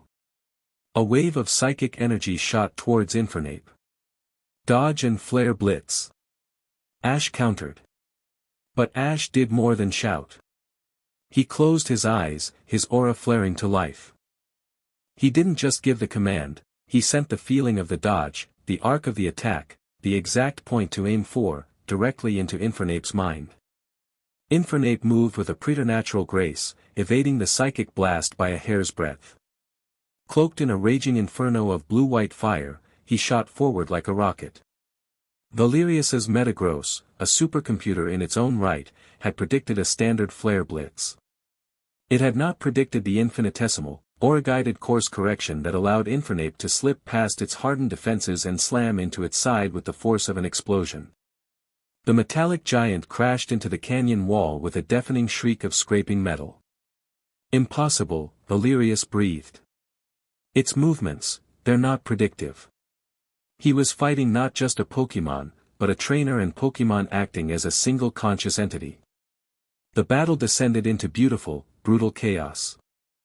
On one end of the canyon, Luna, now on the ground, engaged the recovering Noivern and the three operatives. She was a whirlwind of motion. She never stopped moving, her incredible speed and agility making her an impossible target for their energy rifles. She used her kicks and strikes with devastating efficiency, not as a trained martial artist, but as a predator. She disarmed one operative with a sweeping kick, dodged a dragon pulse from the Noivern, and used the canyon wall as a springboard to deliver a stunning kick to another soldier's helmet. She wasn't just fighting, she was flowing. On the other end, it was a clash of titans. Infernape versus Metagross. Fire and fury against cold steel and psychic power. Ash stood like a statue in the heart of the storm, his eyes closed, his hands clenched. He was a conductor, guiding Infernape's rage, directing every mock punch, every flamethrower, with a precision born of a perfect bond. Valerius was a master strategist, his Metagross a fortress of power. It used Meteor Mash, its psychic abilities, its immense defensive bulk, to counter Infernape's relentless assault. But Ash and Infernape were always one step ahead, their strategy fluid and unpredictable, guided by a connection that transcended simple telepathy. Infernape, dig. Now. Ash roared. Infernape tunneled into the ground just as a hyper beam from the Metagross obliterated the spot where he had been standing. The canyon floor shook. It's over, catch him. Valerius yelled, his Metagross scanning the ground for any sign of movement. You cannot hide forever. He's not hiding, Ash said, his eyes snapping open. They glowed with a faint blue light. He's repositioning. The ground directly beneath Metagross erupted. Infernape burst out, wreathed in a fire that was burning hotter and more fiercely than before. Its blaze ability had been triggered. The desperation of the fight had pushed it to its absolute limit. Close combat. Ash bellowed, pouring the last of his focused aura into the command. It was not an attack. It was an annihilation. A blinding flurry of aura-infused punches and kicks, too fast for the eye to follow, rained down on the mighty Metagross. Steel dented. Armor cracked. The psychic giant, for all its power, could not withstand the focused, blazing onslaught. With a final, explosive uppercut, Infernape sent the Metagross flying backward, where it crashed at its trainer's feet, its lights flickering out. Defeated. At the same moment, Luna landed a final, powerful high jump kick on the Noivern, knocking it out for good. The remaining conscious operative, seeing both behemoths fall, wisely chose to retreat, dragging his fallen comrades with him. Silence fell, broken only by Infernape's heavy, ragged breathing. They had won. But the cost was steep. Ash swayed on his feet, the world swimming in his vision. The intense, prolonged use of his aura had left him completely drained, a deep, aching exhaustion settling into his bones. Infernape, his blaze fading, collapsed to one knee, its body battered and smoking from the recoil of its own power. Luna rushed to Ash's side, her own adrenaline beginning to fade. "Ash. Are you okay?" "I'm fine," he managed, leaning on her for support. "Just tired." He looked at Infernape, concern creasing his face. He took a lot of damage. He recalled his faithful partner, the red beam a comforting sight, but the weight of the pokeball in his hand felt heavy with the Pokemon's pain. They had won, but they were wounded, exposed, and in no condition for another fight. As the silence stretched, a new sound began to intrude. A low, discordant hum, like a badly tuned radio. A patch of air near the canyon wall began to shimmer and distort, like heat haze. From the distortion, a figure resolved. It was an Ursaring. But it was wrong. Utterly, fundamentally wrong. Its form flickered in and out of focus, its pixels seeming to smear and jitter. Its fur was not brown, but a glitching mess of mismatched colors. Its roar was a garbled, corrupted sound file, a screech of static and agony. Its eyes were empty black voids. It wasn't a living creature. It was an error in reality. The glitched Ursaring fixed its void-like eyes on them and charged, moving in jerky, unnatural lurches. It swiped a clawed arm, but its paw derezed mid-swing, passing harmlessly through the air where Ash's head had been. Pikachu, reacting on pure instinct, fired a thunderbolt. The lightning struck the creature, causing its form to dissolve into a cascade of static and corrupted data. For a second, it looked like a broken image on a screen, then it simply vanished. Ceased to exist. The discordant hum faded. The air was still again. Ash and Luna stared at the empty space, a cold dread seeping into them that was far deeper and more chilling than the fear of their human pursuers. Valerius and the Aegis Foundation were a threat they could understand. They could fight. They could, perhaps, even beat them. But this? This was something else. A wrongness that ate at the edges of the world. What was that? Luna whispered, her voice trembling. Ash had no answer. He looked at the spot where the creature had vanished, then back at the canyon entrance, where their enemies would undoubtedly be regrouping. They were caught between a relentless hunter and a horror they couldn't comprehend. He pushed himself upright, his exhaustion a heavy cloak. "We have to go," he said, his voice grim. "We have to get out of here before they come back. Or before that thing does."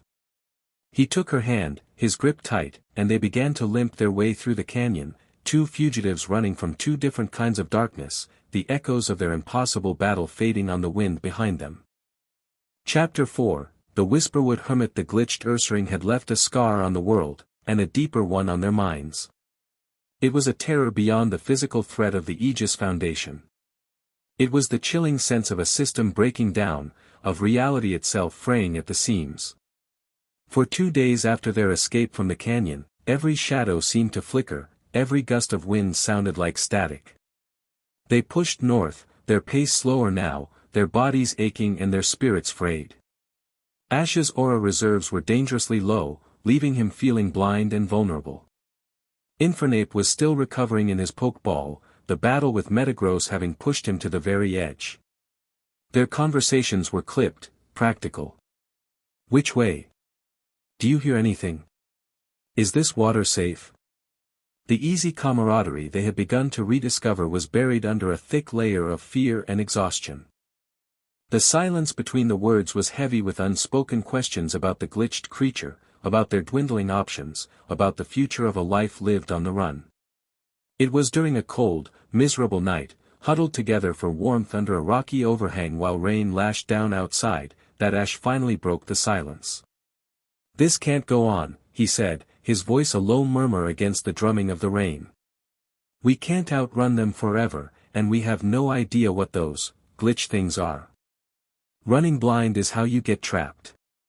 Luna was curled beside him, his jacket draped over her shoulders. She had been staring into the darkness, her knees drawn up to her chest. What else can we do? They have soldiers, technology, flying Pokémon. We have you, me, and a tired Pikachu. We need information, Ash stated, his voice gaining a sliver of its old decisiveness. He shifted, turning to face her more directly in the gloom. We need to understand who is hunting us. And we need to understand what happened to you. The aura shard is the key to all of this. Running isn't a strategy, it's a delay. We need a new one. He paused, his mind reaching back, sifting through the lessons and stories from his aura training. My master, the one who first taught me to control my gift, he spoke of others. Old guardians who had stepped back from the world. There was one, a hermit. A master of defensive aura and lore. He called him the Whisperwood Hermit. Whisperwood? Luna's ear twitched. I've heard that name. Old tales say it's a forest that confuses your senses, that travelers get lost in for weeks. They say the trees whisper to you until you go mad. The whispers are the forest's aura, Ash explained. It's a natural defense. Most people can't handle it, so their minds interpret it as maddening noise. But for someone who can listen properly, it's a map. He met her eyes, a spark of hope igniting in his. He lives there because he doesn't want to be found. If we can find him, he might have answers. About the shards, about what we're facing. Maybe even how to fight it. It was a long shot, a desperate pilgrimage based on a half-remembered story. But it was better than nothing. It was a direction. A purpose. Where is this Whisperwood? She asked, a flicker of that same hope in her voice. North, Ash said, a grim smile touching his lips. Another 100 miles, at least. In the foothills of the Ethel Crown Mountains. Then that's where we're going, she said, her voice firm. It wasn't a question. It was a declaration. For the first time in days, they had a plan. Meanwhile, the gears of the Aegis Foundation were grinding with ruthless efficiency. In a sterile briefing room at their regional headquarters, Commander Valerius stood before a massive holographic display showing footage of the canyon battle. The grainy, stabilized video from his operatives' helmet cams played on a loop, Luna running up a sheer cliff face, Infernape moving with impossible, aura-guided precision, the glitching Ursaring appearing and then dissolving into static. Chairman Gideon watched from his office in another city, his face projected onto the main screen, his expression unreadable. The subjects have escaped, Valerius reported, his voice a clipped, professional monotone that betrayed none of the humiliation he felt. My team was routed. Metagross and Noivern are in recovery. I have seen the footage, Commander. Gideon's voice was dangerously quiet. Your team was not routed. They were systematically dismantled. You underestimated the targets. You engaged them on their terms in a location of their choosing. Sir, their capabilities are unprecedented, Valerius argued, gesturing to the screen. The girl's physical prowess defies all known biology. The trainer, Ketchum, he doesn't just command his Pokémon. He's networked with it. His aura acts as a coprocessor, enhancing its reaction time and combat effectiveness beyond theoretical limits. It's why my Metagross, despite its superior processing power, was defeated. I am not interested in excuses for your failure, Commander, Gideon snapped, his calm facade cracking for a second. I am interested in results. These beings represent an existential threat. A trainer who can merge his will with a Pokémon is a step away from creating a living weapon of mass destruction. A Pokémon that can assume human form is a perversion of the natural order. And this, he gestured to the frozen image of the glitched Ursaring, this instability in the very fabric of our reality appeared in their presence. They are the epicenter of this chaos. Valerius remained silent, accepting the rebuke. Gideon's expression softened, his tone shifting from anger to that of a disappointed mentor. Valerius, your strength has always been strategy, not brute force. You failed because you treated this as a simple capture mission. It is not. This is an ideological battle. Ketchum is a symbol, a champion. The public sees him as a hero. We cannot simply hunt him down like a wild animal. He leaned forward, his eyes intense. We must control the narrative.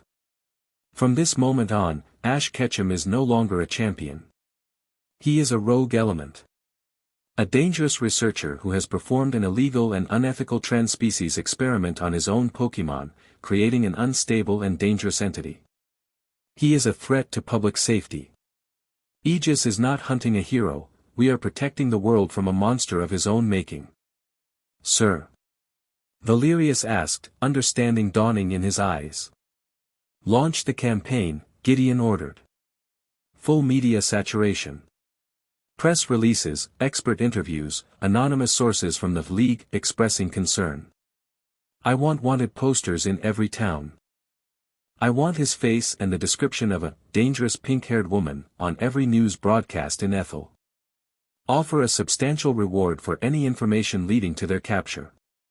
We will turn the entire region against him. He cannot run if there is nowhere to hide. Gideon's lips curled into a semblance of a smile. Let the people be our eyes and ears. Let them hunt him for us. And when he is cornered, desperate, and alone, you will be there to finalize the acquisition. This time, Commander, do not fail me. The screen went blank. Valerius stood for a moment in the silent room, the images of the battle still playing. He had been given a new strategy. Not just a battle plan, but a psychological one. He would not fail again. Finding the Whisperwood was one challenge. Entering it was another. They arrived at its edge after another week of grueling travel, and it was exactly as the legends described. It was an ancient forest of towering, silver-barked trees whose dense canopy blocked out most of the sun, casting the undergrowth in a perpetual twilight. The air itself felt thick, heavy, and alive. The moment they stepped under the boughs, the whispers began. For Ash, it was a low, constant murmur in his aura, 1,000 different threads of life energy brushing against his own. It was disorienting, like standing in the middle of a crowded stadium, but manageable. For Luna, it was agony. Her senses, already so new and raw, were completely overwhelmed. The whispers weren't just in her mind, she heard them with her ears, faint, overlapping voices that seemed to come from every direction at once. The gentle sway of branches sounded like screaming, the scurrying of a rattata like a thunderclap. She stumbled, her hands flying to her ears, a cry of pain escaping her lips. I can't, it's too loud, she gasped, her eyes squeezed shut. They're all talking at once. Ash rushed to her side, immediately understanding. It's the forest's aura, Luna. Your ears are trying to translate it into sound. Don't listen with your ears. Listen with your instincts. Feel it, the way you feel my aura. He placed his hands on her shoulders, closing his own eyes and focusing. He extended his aura, not to project calm this time, but to create a shield, a small bubble of silence around her. It was a massive strain, especially with his reserve still low, but he held it. The effect was instantaneous. The pained expression on Luna's face eased. She took a shuddering breath. It's quiet. I can't hold this for long, he grunted, the effort already making sweat bead on his forehead. You need to learn to filter it yourself. Find my aura in all that noise. It's your anchor. Latch onto it. Let it guide you through the chaos. She opened her eyes and looked at him, truly looked at him, not as a trainer or a savior, but as a focal point. She reached into the storm of her senses, searching for the familiar, warm, golden light that was Ash. It was there, a steady flame in a hurricane. She focused on it, clung to it, and slowly, painstakingly, began to use it to push back the encroaching noise. The cacophony didn't vanish, but it receded. It became a background hum, the maddening voices resolving into a neutral, ambient pressure. She could still hear the individual sounds of the forest, but they were no longer amplified to painful levels. She took a shaky breath and nodded. Okay. I think I can do it. Ash let his shield drop, almost collapsing from the effort. Luna caught his arm, her grip surprisingly strong. You're exhausted. I'll be fine, he said, leaning on her for a moment. We just need to find the hermit. They ventured deeper into the woods, moving slowly. Ash was now the one who needed support, his energy spent. Luna, however, was growing more confident. She was using her newfound control over her senses to navigate, her ears twitching, her gaze sharp. She was the guide now, leading a weakened Ash through the twilight labyrinth. They found him not through a path, but by following a sense of profound stillness in the forest's chaotic aura.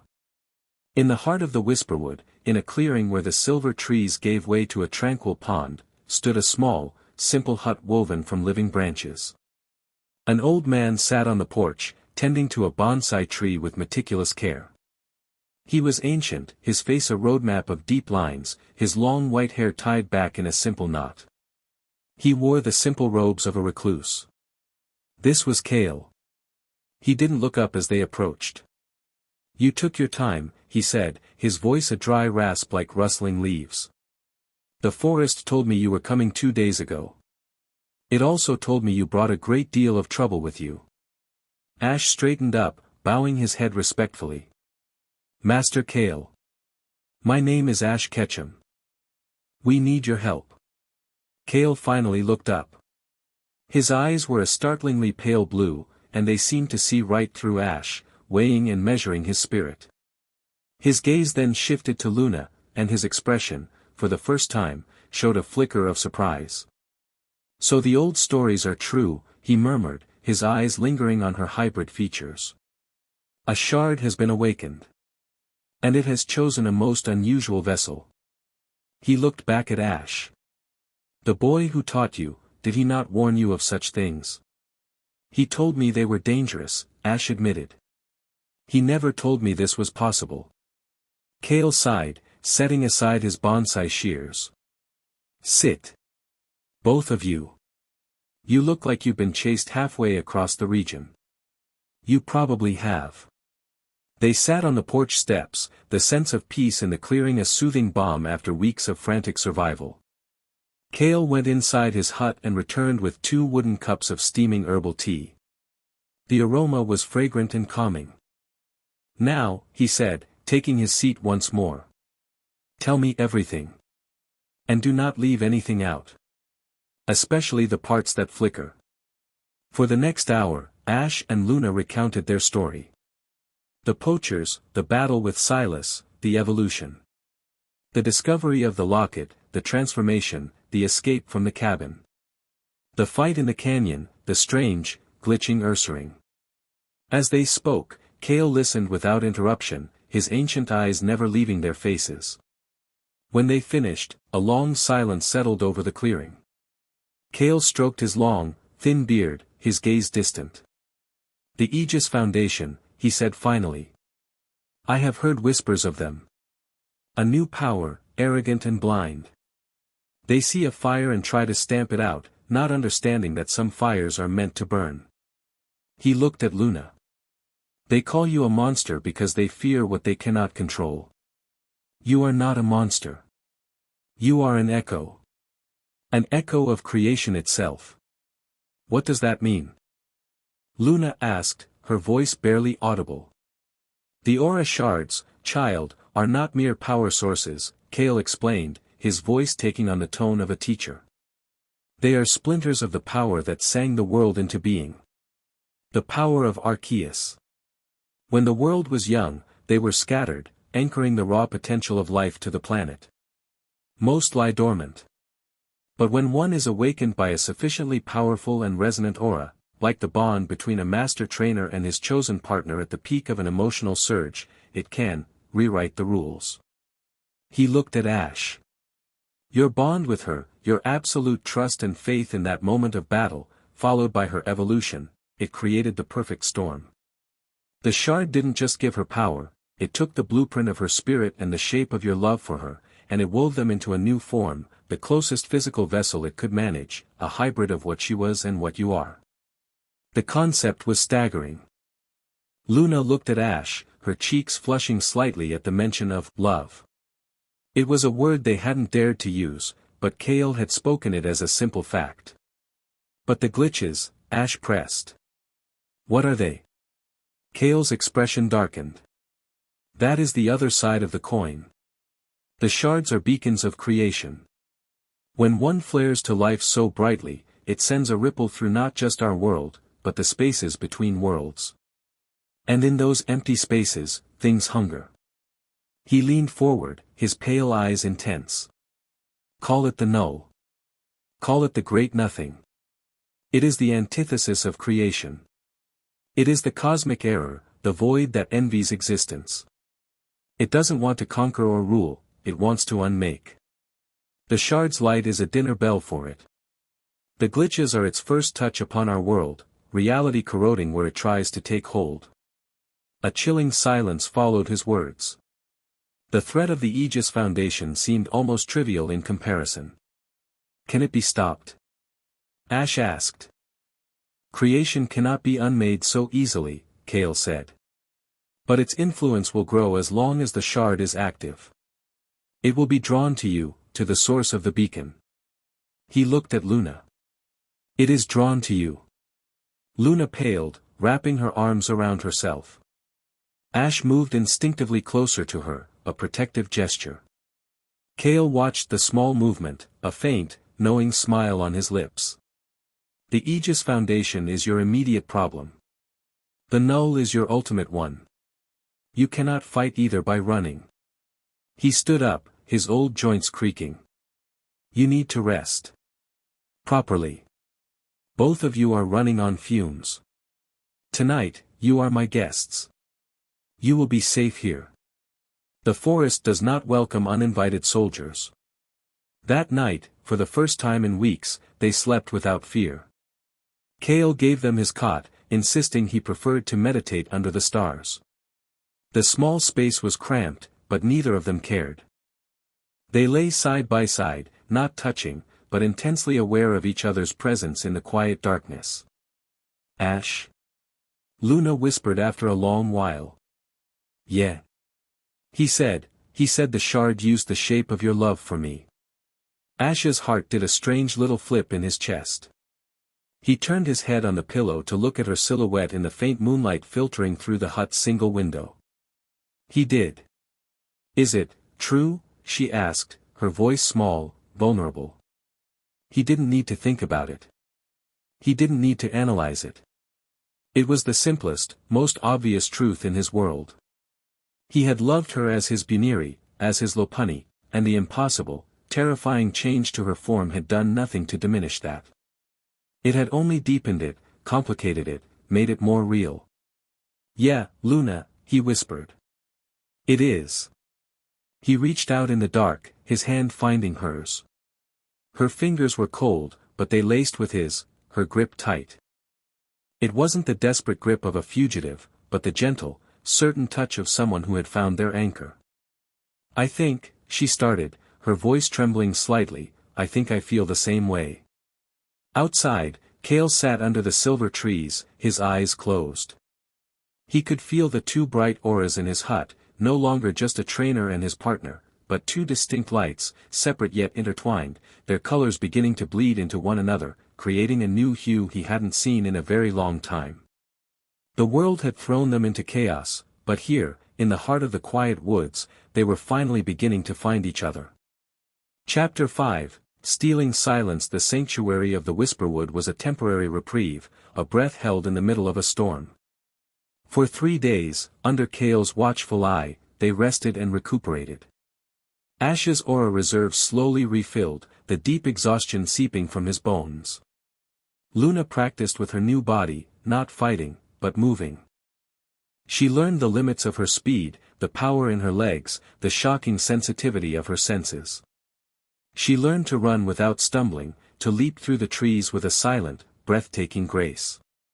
She was no longer a terrified girl in a foreign body, she was becoming a force of nature.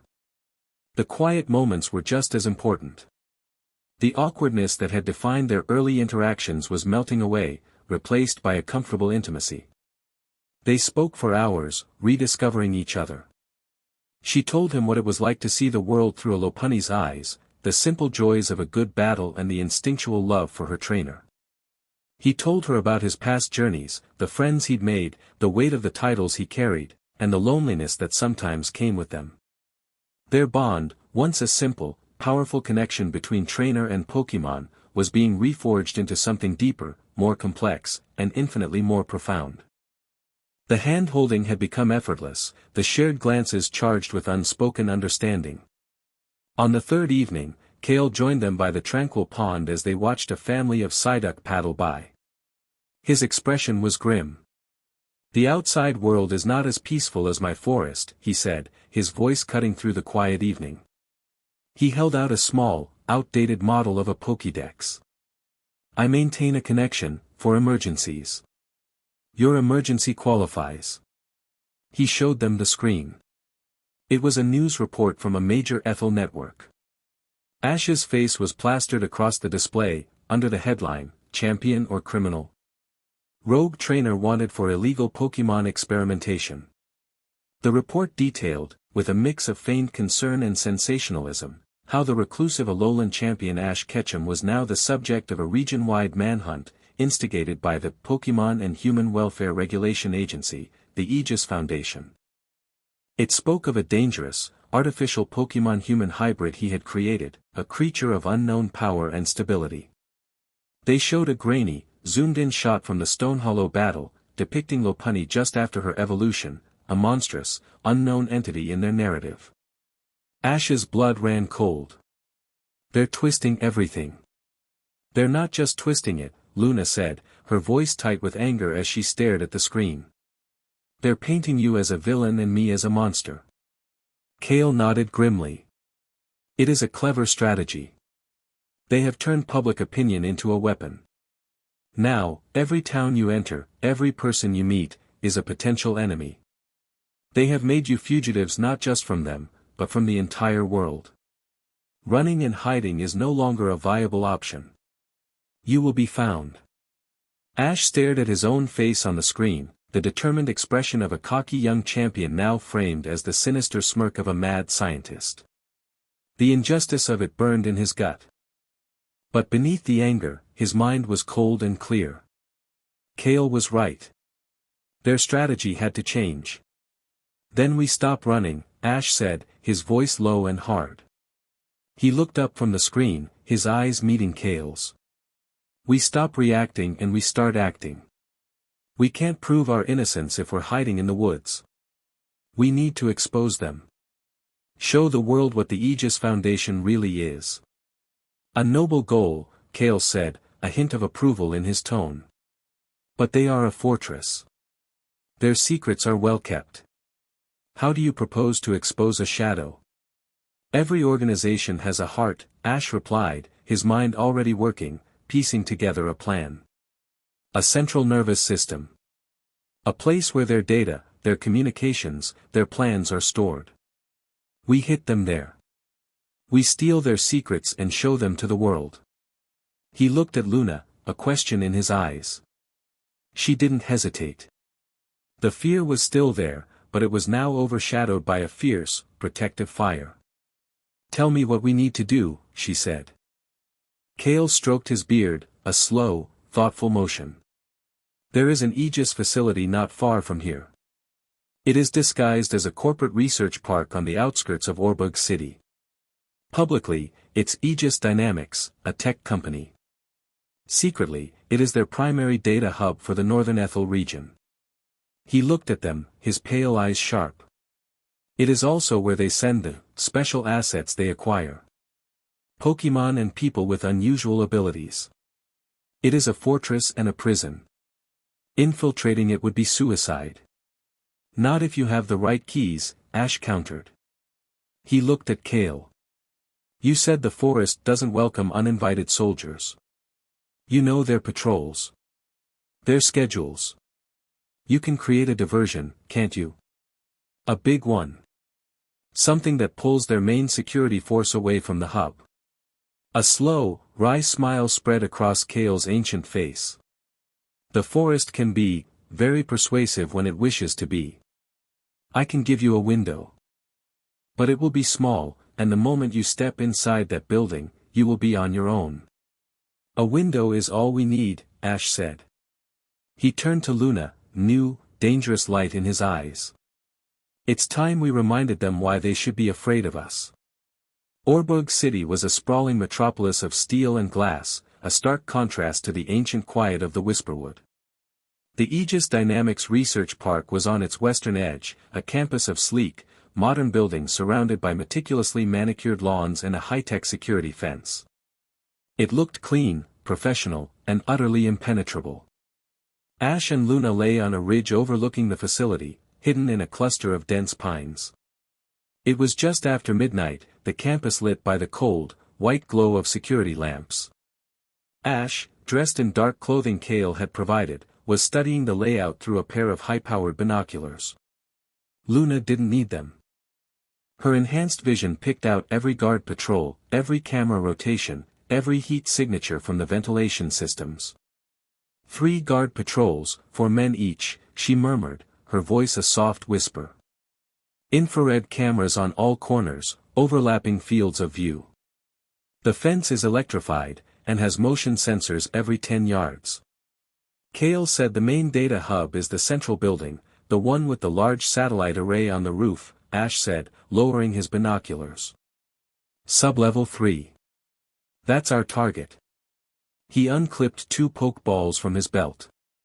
We go in fast and quiet. Greninja, Pikachu, you're with me. Luna, you're our eyes and our ace in the hole. Your job is to get us through the physical security, the vents, the laser grids, anything I can't handle with aura. She nodded, her expression serious.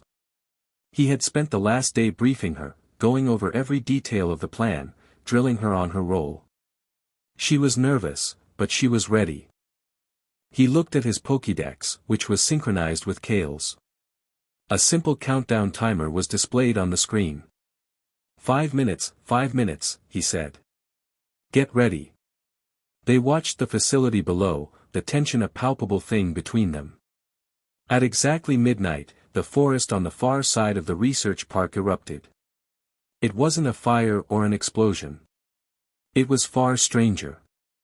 A thick, rolling fog, unnaturally dense, poured out of the woods, engulfing the eastern perimeter fence. At the same time, dozens of ghost Pokémon, Gengar, Haunter, Dusknoir, all summoned by Kale's call, materialized, their spectral forms flickering in and out of existence, their eerie cries echoing through the night. Alarms blared across the campus. Searchlights swept the fog as the guard patrols scrambled, their comms crackling with panicked reports of multiple spectral incursions. It was the perfect diversion. Most of the facility's security personnel converged on the eastern fence, trying to contain a threat that couldn't be fought with conventional weapons. That's our cue, Ash said. Let's go. They moved like shadows, sprinting down the ridge towards the now distracted western perimeter. Ash released Greninja, who landed without a sound. The fence, Ash said. Greninja didn't need another command. He formed a small, precise water shuriken and hurled it. It didn't strike the fence, but the control box 20 feet up a pole. The shuriken sliced through the conduit with surgical precision. The lights on the fence flickered and died. Luna, Ash said. She took a running start and leaped. She sailed over the 12-foot fence with effortless grace, landing silently on the other side. Ash and Greninja were right behind her, scaling the fence with practiced ease. Pikachu was a yellow blur, scampering up and over in a heartbeat. They were inside. They moved along the side of the main building, sticking to the deep shadows cast by the architecture. A security camera swiveled towards them. Pikachu, Electro Ball, low power, Ash whispered. A small, contained ball of electricity shot out and struck the camera, shorting it out with a quiet fizzle. They reached a large ventilation grate at the base of the building. It was secured with heavy-duty bolts. My turn, Luna whispered. She knelt, her fingers probing the edges of the bolts. Then, with a surprising application of her immense strength, she simply tore the bolts from their housing with a sharp, wrenching sound that was thankfully masked by the distant alarms. She lifted the heavy grate as if it were cardboard. After you, she grinned. The ventilation shaft was dark, narrow, and dusty. Ash took the lead, his aura sense allowing him to see the path ahead, navigating the labyrinthine network of ducts. Luna was behind him, her movements silent and sure, followed by Greninja and Pikachu. It was claustrophobic, but it was their only way in. Laser grid ahead, Ash whispered, stopping them. He could feel the crisscrossing beams of energy just around the next bend. Standard Aegis setup. 3x3 matrix, shifting pattern. I see the heat signature, Luna confirmed from behind him. The pattern repeats every 12 seconds. There's a blind spot in the top right corner, but it's only open for a fraction of a second. A fraction of a second was all she needed. I can get through, she said. And I can disable the emitter on the other side. Too risky, Ash countered. If you mistime it, you'll trigger the alarm. He looked back at Greninja. Greninja, double team. Then Night Slash on the emitter. Greninja nodded. He slipped past Ash, his form splitting into a dozen illusory copies that flooded the narrow duct. The laser grid fired, harmlessly incinerating the illusions. But in that split second of confusion, the Real Greninja moved, a black shadow within the shadows. A blade of dark energy flashed, and the emitter on the far side of the grid was sliced in half. The laser beams vanished. Teamwork. Seamless and silent. They continued on, bypassing two more security measures, a pressure-sensitive floor that Ash detected and guided them over, and a sonic scanner that Luna's sensitive ears picked up, allowing them to time their movements to its pulses. Finally, they reached a grate directly above their target, the sub-level 3 data hub. Ash peered down. It was a large, circular room, humming with the power of dozens of server racks. In the center was a holographic interface. Two technicians sat at consoles, their attention focused on the chaos unfolding on the surface. Okay, Ash breathed. Pikachu, you're up. Wait for my signal. One thunder wave for each of them. Quick and quiet. Pikachu chirped in understanding. Greninja, you're with me. We secure the data. Luna, you're our lookout. Stay up here. If anyone comes, you warn us. And if they get past you, they won't, she promised, her eyes hard. Ash gave her a quick, confident nod, a silent thank you. Then he and Greninja dropped from the vent, landing as silently as falling leaves behind a large server rack. They crept forward, using the machinery for cover. Ash gave the signal. Two small, controlled waves of paralyzing electricity shot down from the vent above. The technicians slumped in their chairs, their bodies twitching for a moment before going still, unconscious but unharmed. Clear, Ash said into his wrist comm, a small device Kale had given him. Luna dropped down into the room, landing with a soft thud. She immediately moved to the door, her ear pressed against it, listening. Ash ran to the central holographic interface. He pulled a data drive from his belt and slammed it into the main port. Okay, Kale. We're in. It's all yours. Back in the Whisperwood, Kale sat before a sophisticated, cobbled-together computer system, a stark contrast to his rustic hut. His ancient fingers flew across the keyboard. I'm in, he rasped. Firewalls are formidable. Buying you time. On the screen in the data hub, lines of code began to scroll at a dizzying speed as Kale battled Aegis's security protocols. A progress bar appeared.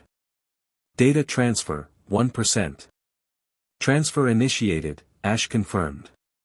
Luna, status. All quiet, she reported from the door. The alarms upstairs have stopped. That can't be good. She was right. The sudden silence was more ominous than the noise. It meant the diversion was over. They had realized it was a feint. Kale, how much longer? Ash asked, his eyes darting around the room. Their security is adapting. It's like a living thing, Kale's voice crackled over the calm, 5 minutes. Maybe less. Data transfer, 34%. A heavy thump sounded from the hallway outside the data hub. Luna went rigid. Footsteps, she whispered, her eyes wide. Heavy armor. At least a dozen of them. They're right outside the door. Ash drew himself up, standing back to back with Greninja. Pikachu leaped from the server rack onto his shoulder, cheeks sparking. This was it. The quiet part was over. The door to the data hub hissed open, and Commander Valerius stepped inside. He was flanked by a squad of Aegis's elite shock troopers, their rifles raised. His Metagross floated menacingly behind him. Valerius's helmet was off, and his face was a mask of cold fury. He surveyed the scene, the unconscious technicians, Ash standing defiantly at the console. His eyes then fell on Luna, and a flicker of something akin to scientific curiosity crossed his features before hardening again. "Catch 'em," he said, his voice dangerously calm. "You have been a surprising nuisance. But your luck has just run out." Ash didn't flinch. "I think you've got that backward, Valerius. We have everything we need. Your secrets are ours now." Data transfer, 78%. Valerius laughed, a short, humorless bark. "You think you can just walk out of here with our data? Metagross, secure the console. Team, secure the subjects. Use lethal force on the hybrid if necessary." The shock troopers advanced. Metagross shot forward, its heavy metal claws extended to smash the console. "Not happening." Ash roared.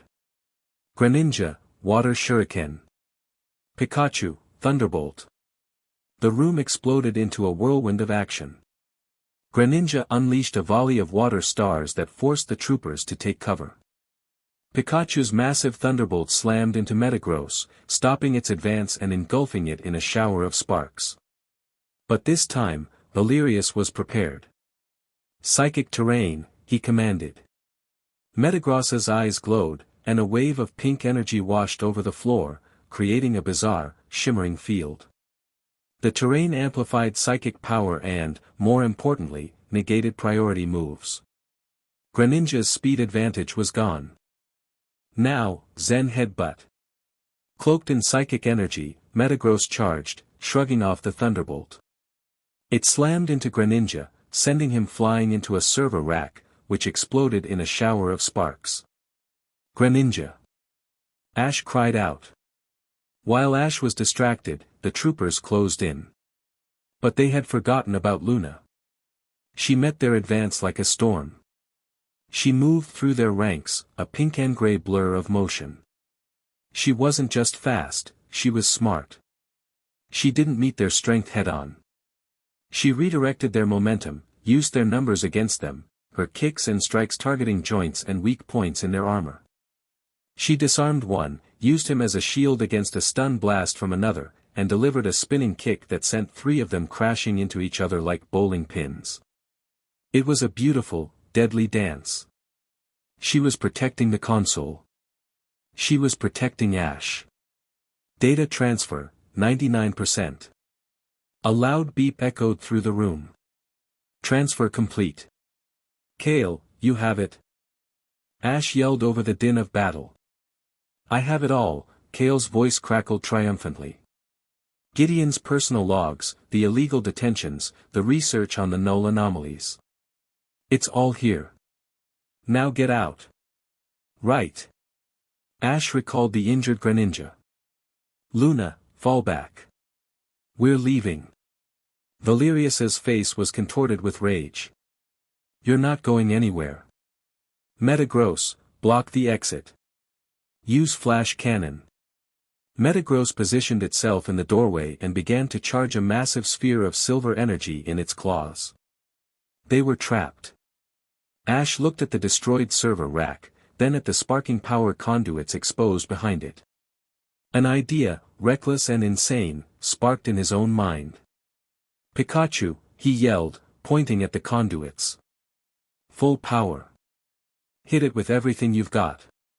Volt tackle." Pikachu understood instantly. He became a ball of pure, raging electricity and shot towards the exposed wiring. "Ash, what are you doing?" Luna cried, seeing the danger. Pikachu hit the main power conduit. The resulting explosion was immense. The entire room went dark, the emergency lights kicking in with a dim, red glow. The building's power grid overloaded, sending a massive surge through every system, including Metagross. The psychic Pokémon shrieked in pain as the surge coursed through its body, disrupting the flash cannon and causing it to seize up, paralyzed. In the confusion, Ash grabbed Luna's hand. "The way we came in. Go." They scrambled back towards the ventilation shaft as Valerius shouted furious, useless commands in the dark. Ash boosted Luna up into the vent, then climbed in after her, pulling a stunned Pikachu in just as the facility's main emergency systems began to reboot. They fled through the dark, twisting metal labyrinth, the sounds of pursuit fading behind them. They didn't stop until they were miles away, hidden once more in the urban sprawl of Orberg, the stolen data a ticking time bomb in their possession. They had walked into the lion's den, stolen its roar, and walked out again. They were no longer just running. They were fighting back. Chapter 6, The Champion's Gambit. The data was a weapon, but a weapon was useless without a battlefield. For 2 days, they hid in the urban jungle of Orberg City, moving between abandoned warehouses and forgotten subway tunnels. Kale, their digital ghost, had secured a small fortune from Aegis's unaudited slush funds, enough to buy them food, burner phones, and a semblance of anonymity. But the city was a cage. Every street corner had a screen flashing Ash's face. Every newsstand displayed his wanted poster. The public relations campaign had been brutally effective. They were pariahs. In a dusty, forgotten corner of a disused maintenance tunnel, lit by the dim glow of a single battery-powered lantern, Ash stared at the files Kale had sent to his encrypted phone. He swiped through Gideon's personal logs, diaries filled with grief-fueled fanaticism. He read the illegal detention orders, the profiles of captured Aura users and unique Pokémon listed as assets. He saw Aegis's own terrified, confused reports on the null incursions, which they had indeed been attributing to him and Luna. "They're not just fanatics," Ash murmured, looking up at Luna, who was keeping watch at the tunnel's entrance. "They're scared. Gideon is so terrified of losing anyone else the way he lost his family that he's willing to burn the world down to feel safe." "Does it matter why they're hunting us?" Luna asked, her voice tight. "They won't stop until we're captured or dead." "It matters," Ash insisted, standing up and pacing the small, confined space. "It's how we beat them. We can't just leak this data. Aegis will call it a fabrication, a deep fake. They control the media. They'll bury it.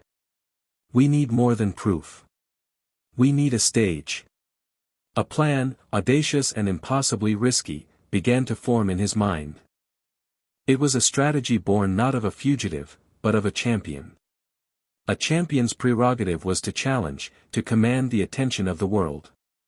"The Ethel League holds its preliminary tournament every year at the Grand Stadium in Argenti City," he said, thinking aloud. "It's the biggest Pokémon event in the region. The whole world watches. It's in 3 days." Luna turned from the entrance, her expression incredulous. "You want to enter a Pokémon tournament? While we're the most wanted people in the region?" "I don't want to enter it," Ash said, a dangerous glint in his eye. "I want to hijack it. I'm still a reigning champion. I have the right to issue a formal challenge to any trainer or organization. It's an old, seldom used league rule, but it's binding." He looked at her, his plan solidifying. "I'm going to issue a public challenge to the Aegis Foundation. A one-on-one, winner-take-all battle. Me, versus their strongest champion. The battle will be broadcast live, on an open channel, no Aegis-controlled commentators. If I win, they cease their hunt, release everyone they've illegally detained, and submit to a full, independent investigation by the International Pokémon League. If they win, he trailed off. They get us, Luna finished for him, the weight of the stakes settling in the air between them.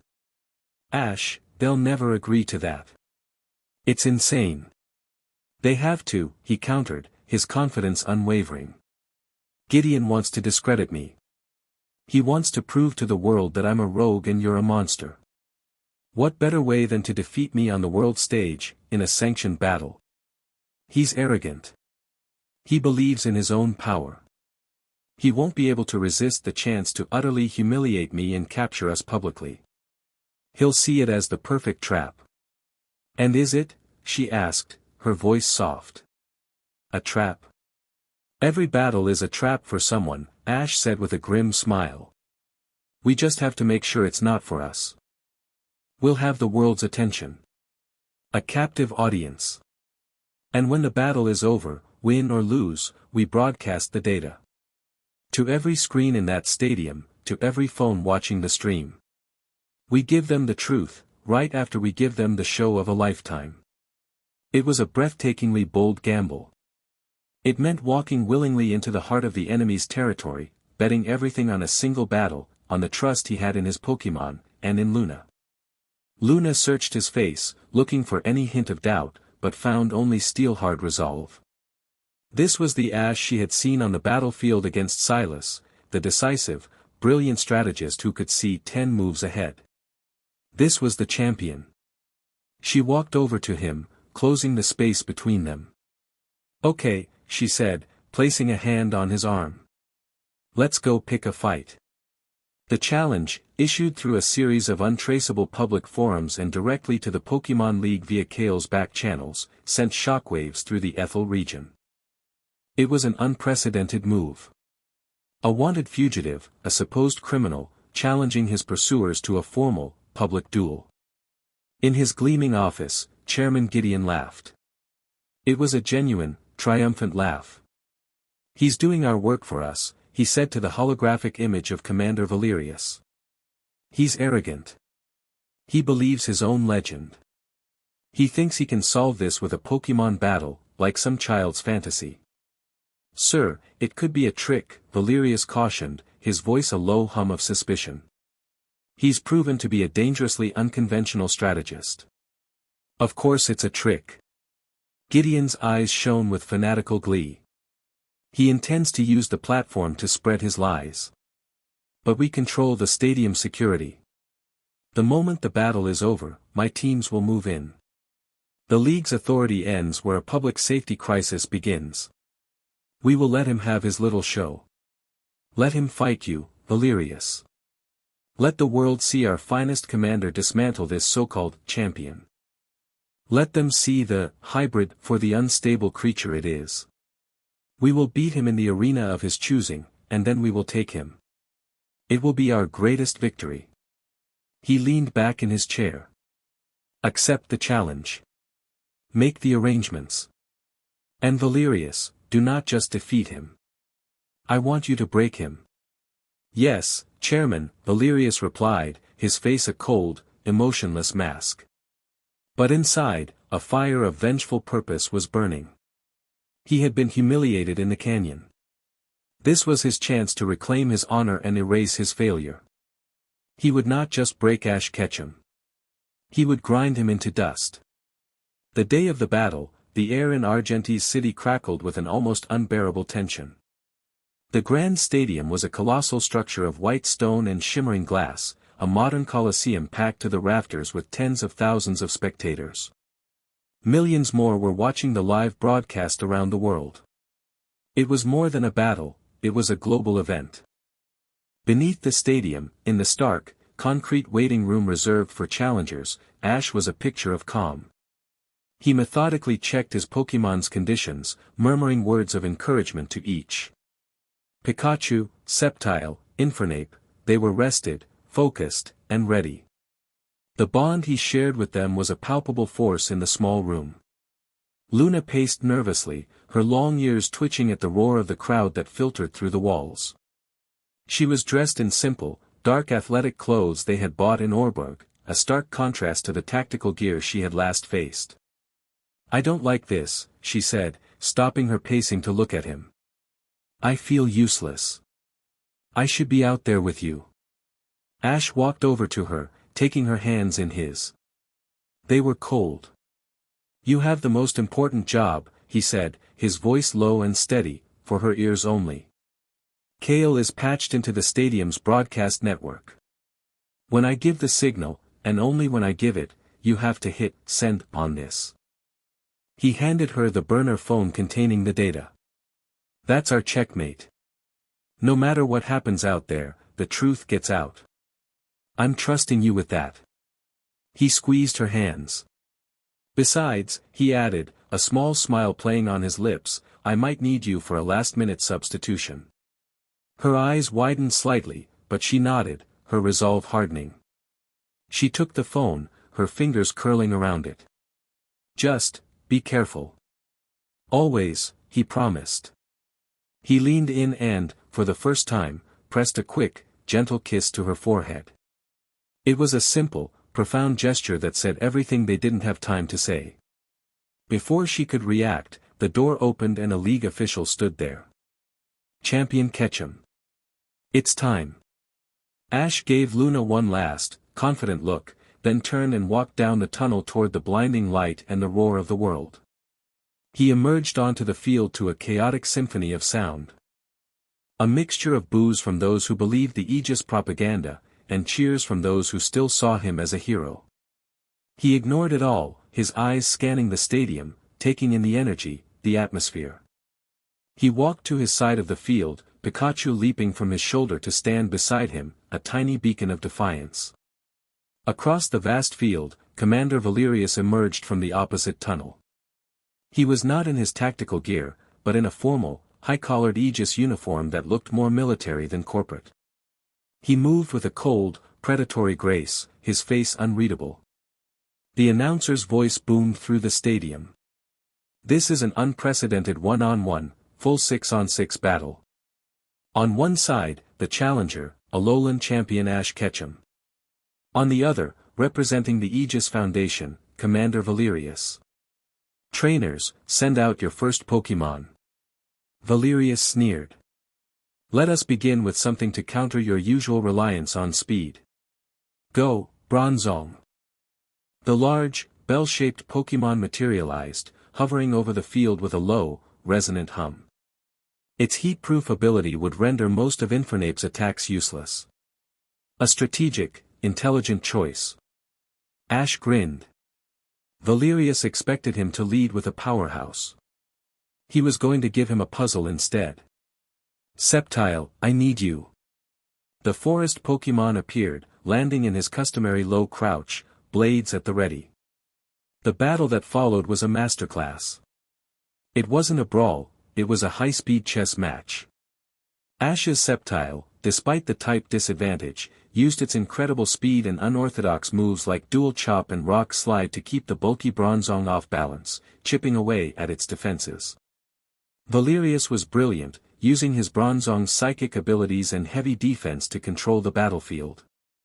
It was a long, grueling fight, but Sceptile's relentless assault finally paid off, felling the steel type with a final, desperate leaf storm. 1-0 to Ash. But Sceptile was exhausted. Valerius's next choice was a merciless one, a powerful, lightning-fast Aerodactyl. The flying dinosaur took down the tired Sceptile in a single, brutal sky attack. The score was even. The battle raged. Ash brought out his powerhouse Goodra, whose sheer bulk and powerful dragon-type moves eventually overwhelmed the Aerodactyl. Valerius countered with a graceful, deadly Frostless, which used its speed and ice-type moves to skate circles around the slow-moving Goodra, finally bringing it down with a perfectly aimed ice beam. The crowd was on the edge of their seats. This wasn't the brutal takedown Aegis had promised. This was a battle between two masters, each pushing the other to their absolute limit. Ash could feel Valerius's frustration growing with every Pokémon he lost. He had expected to dominate. Instead, he was being drawn into a war of attrition. Finally, it came down to the last Pokémon on each side. Valerius, his face a mask of cold fury, recalled his fainted Pokémon. Ash had only Pikachu left. So, it comes down to this, catch him, Valerius snarled, his composure finally breaking. Your pet mouse against my ultimate creation. You wanted to show the world your strength? Now you will see ours. He threw his final Pokeball high into the air. Witness the pinnacle of controlled power. Emerge, Silvally. The creature that appeared was unlike anything the crowd had ever seen. It had the mismatched body of a chimera, a heavy helmet covering its head, and a strange drive on the side of its face. It was the legendary synthetic Pokémon, a creature designed to hunt ultra beasts. And this one was different. It was larger, its armor plating a sleek, menacing black, with glowing blue energy coursing through it. This was a Silvally modified with Aegis technology. It let out a distorted, multi-toned roar, and the entire stadium seemed to tremble. My Silvally has been enhanced, Ketchum, Valerius boasted. Its RKS system is flawless. It can adapt to any type, any situation. It is the perfect weapon. What can your Pikachu possibly do against perfection? Ash just smiled. Pikachu has something your weapon will never understand, Valerius. Heart. He looked down at his partner. Ready, buddy. Pikachu. Pikachu cried, his cheeks sparking with defiant energy. Silvally, Dark Memory. Crush Claw. Valerius commanded. A black data drive loaded into Silvally's head. Its body became infused with dark-type energy. It lunged forward, a black blur of motion, its claws extended. Pikachu, quick attack, dodge and iron tail. The two Pokémon became streaks of light, yellow and black, clashing in the center of the field.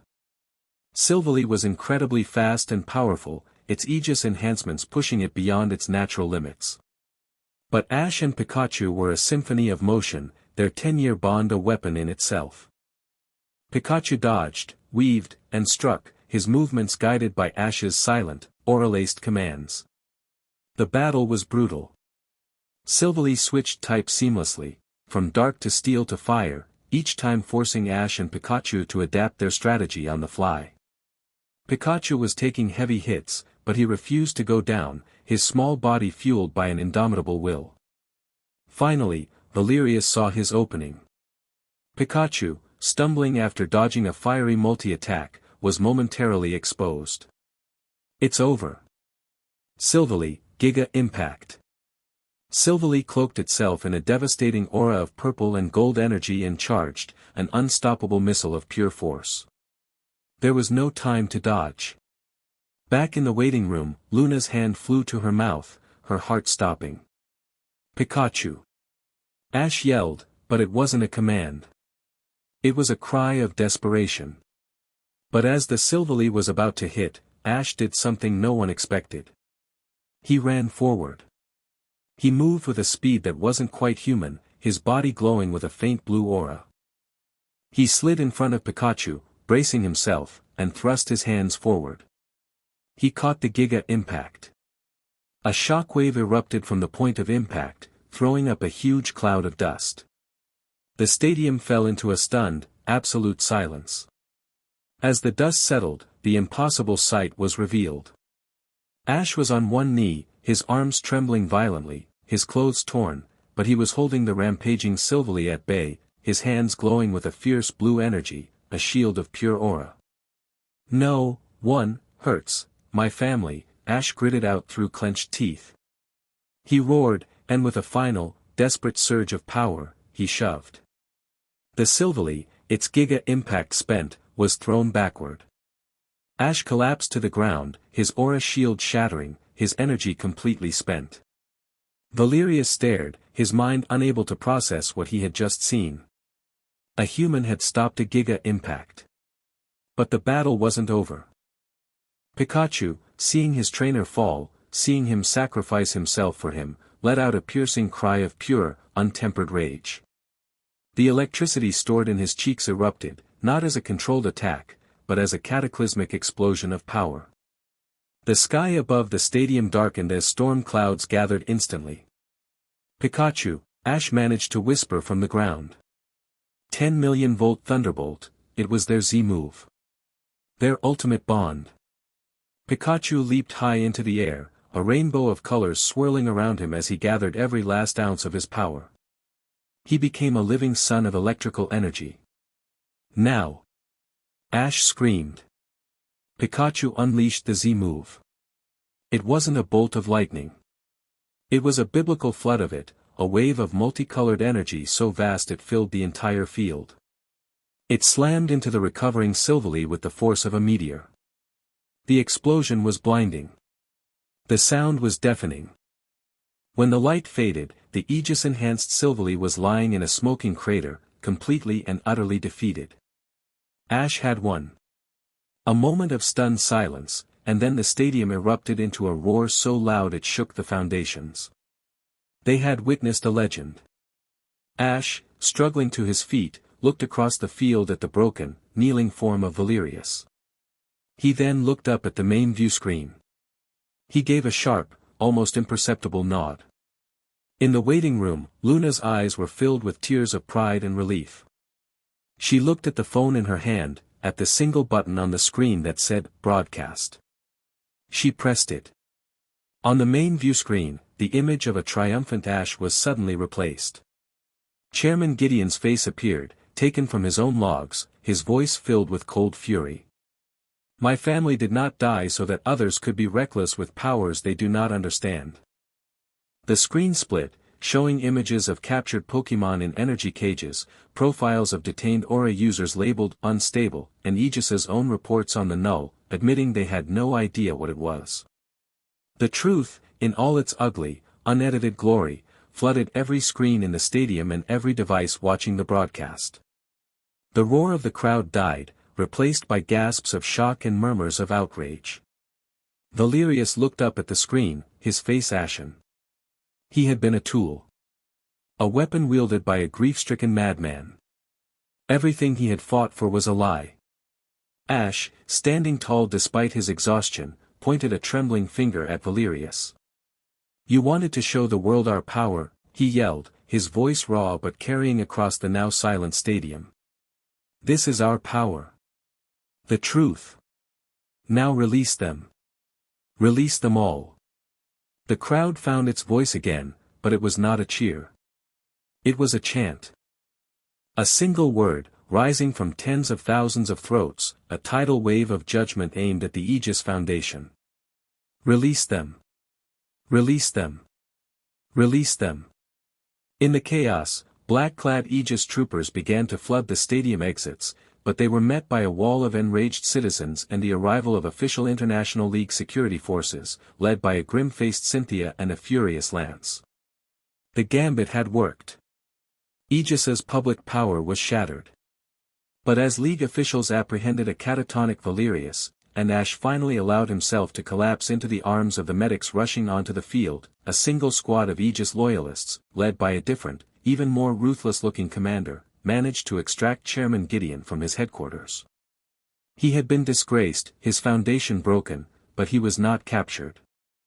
And deep in the void, drawn by the monumental flare of aura from Ash and the cataclysmic Z-move, something ancient and hungry stirred, its attention now fully, irrevocably fixed on the source. The battle was won. But the war had just escalated to a terrifying new level. Chapter 7, The Unraveling. The victory was a wildfire. The world, having witnessed Ash's impossible stand and the subsequent data dump, turned on the Aegis Foundation with a furious, unified voice. Investigations were launched, assets were frozen, and facilities were raided by International League task forces. The stories that emerged were horrifying: psychic children held for observation, unique Pokémon subjected to cruel experiments, and a network of corruption that reached the highest levels of corporate and political power. Gideon's empire crumbled in a matter of days. For Ash and Luna, it was a strange, surreal peace. They were no longer fugitives, but heroes. Hiding in plain sight, they were housed in a secure, luxurious penthouse suite in Argenti City, provided by the Pokémon League. They were debriefed by a council of champions, Cynthia, Lance, Steven, and Diantha, who listened to their story with grave, somber expressions. They apologized for their skepticism, their awe and respect for Ash growing with every word. But the peace was a thin veneer over a deep, gnawing anxiety. The victory felt hollow. Gideon had escaped, vanishing with a core of his most loyal and fanatical followers. And the other threat, the deeper wrongness, had not gone away. Ash felt it as a constant, low-level hum at the edge of his perception. A static that made the world feel slightly out of focus. Luna felt it more acutely. She would sometimes stop mid-sentence, her head tilting, her ears twitching at a discordant sound no one else could hear. The glitches were becoming more frequent, though thankfully less monstrous. A flock of Pidgey would flicker for a moment, their wings desyncing from reality. The reflection in a puddle would show the sky as a swirling mass of corrupted colors. They were small tears in the fabric of the world, and they were spreading. A week after the battle, they were standing on the balcony of their penthouse, watching the sunset paint the city in gold and rose. The air was warm, the sounds of the city a distant, peaceful murmur. For the first time, they had a moment that was truly their own, with no need to run, no need to fight. Luna leaned against the railing, her pink hair catching the last rays of sun. "It's quiet," she said, the observation tinged with a hint of disbelief. "Too quiet," Ash replied, coming to stand beside her. He looked out at the horizon, but his gaze was distant. "Gideon's still out there. And, so is the other thing." As if summoned by his words, it happened. Not a small glitch, but a cataclysm. A section of the Ethel Wilderness, a vast expanse of forest and mountains visible on the distant horizon, simply broke. The sky above it fractured like a pane of glass, great cracks of shimmering, oily darkness spreading across the blue. The mountains themselves seemed to stutter, their familiar peaks dissolving into a pixelated mess of green and brown data before snapping back into focus, but slightly wrong, their slopes steeper, their forests a darker, more menacing shade.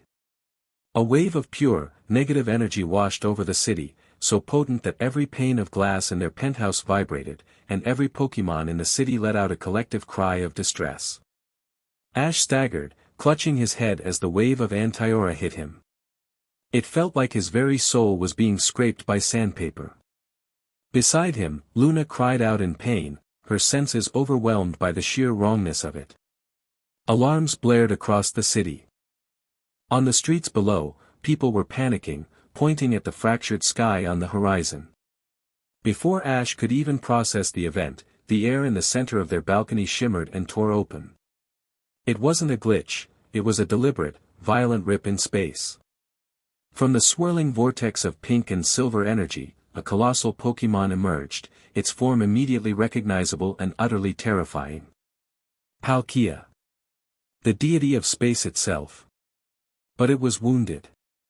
Deep, glitching gashes, like corrupted data, marred its pearlescent hide. It moved with a pained, shuddering grace, its breath coming in ragged, distorted roars. One of its shoulder pearls was cracked, leaking pure spatial energy that warped the air around it. It fixed its glowing red eyes on Ash and Luna. It didn't look at them with malice, but with a desperate, agonizing plea. "PPP protect. Creation." The voice wasn't spoken. It was a telepathic scream that tore through their minds, a message fragmented by pain and spatial distortion. An image flooded their thoughts, not a clear picture, but a feeling, a concept, a vast, hungry emptiness, a formless consciousness of pure anti-energy. The null. Palkia had confronted it at the source of the rupture and had been grievously wounded in the process. The entity was no longer just peeking through the cracks, it was actively tearing its way into their dimension. Palkia let out another pained roar, and the spatial distortion around it intensified. It was losing control. The balcony railing began to stretch and warp, the glass of the doors twisting into impossible shapes. It can't maintain its hold on this space. Cynthia's voice yelled from inside the suite. She and the other champions rushed out onto the balcony, their own Pokémon already emerging, ready for battle. Lance's Dragonite shielded them from the worst of the spatial warping. Palkia. What is happening? Lance demanded, but the wounded deity was beyond communication. It was focused solely on Ash and Luna. It saw the faint, residual glow of the aura shard's power that still clung to Luna, the unique resonance of creation energy that made her what she was. The shard. The echo. You must seal the wound.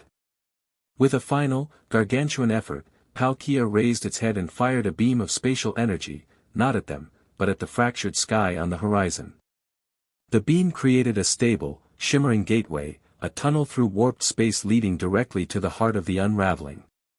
Then, its energy spent, the god of space collapsed into its own portal and vanished, the tear in the balcony ceiling behind it, leaving a stunned silence in its wake. The champion stared at the stable gateway hanging in the sky, a perfect circle of swirling energy that led to a place where reality was broken. What was that? What did it want? Diantha asked, her voice trembling slightly. Ash looked at the gateway, then at Luna, his expression grim. It was a message.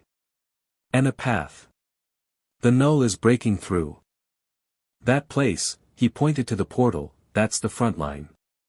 Palkia was fighting it, but it was wounded. It wants us to finish the job. To seal the wound. Seal it? How are we supposed to fight a concept? Stephen Stone asked, his usual cool demeanor shattered. And what did it mean, the shard, the echo? All eyes turned to Luna. The secret of her origin was no longer a secret they could keep. Ash explained everything, the shard, the transformation, Kale's theory about her being an echo of creation. Cynthia's eyes widened in understanding. The opposite of nothing is creation. That's why it's drawn to you, Luna. Your very existence is anathema to it. You're not just its target, you're its opposite. You might be the only one who can stop it. The weight of that revelation was crushing. Luna looked at her hands, no longer seeing them as strange or foreign, but as the potential key to saving the world, or the beacon that was damning it.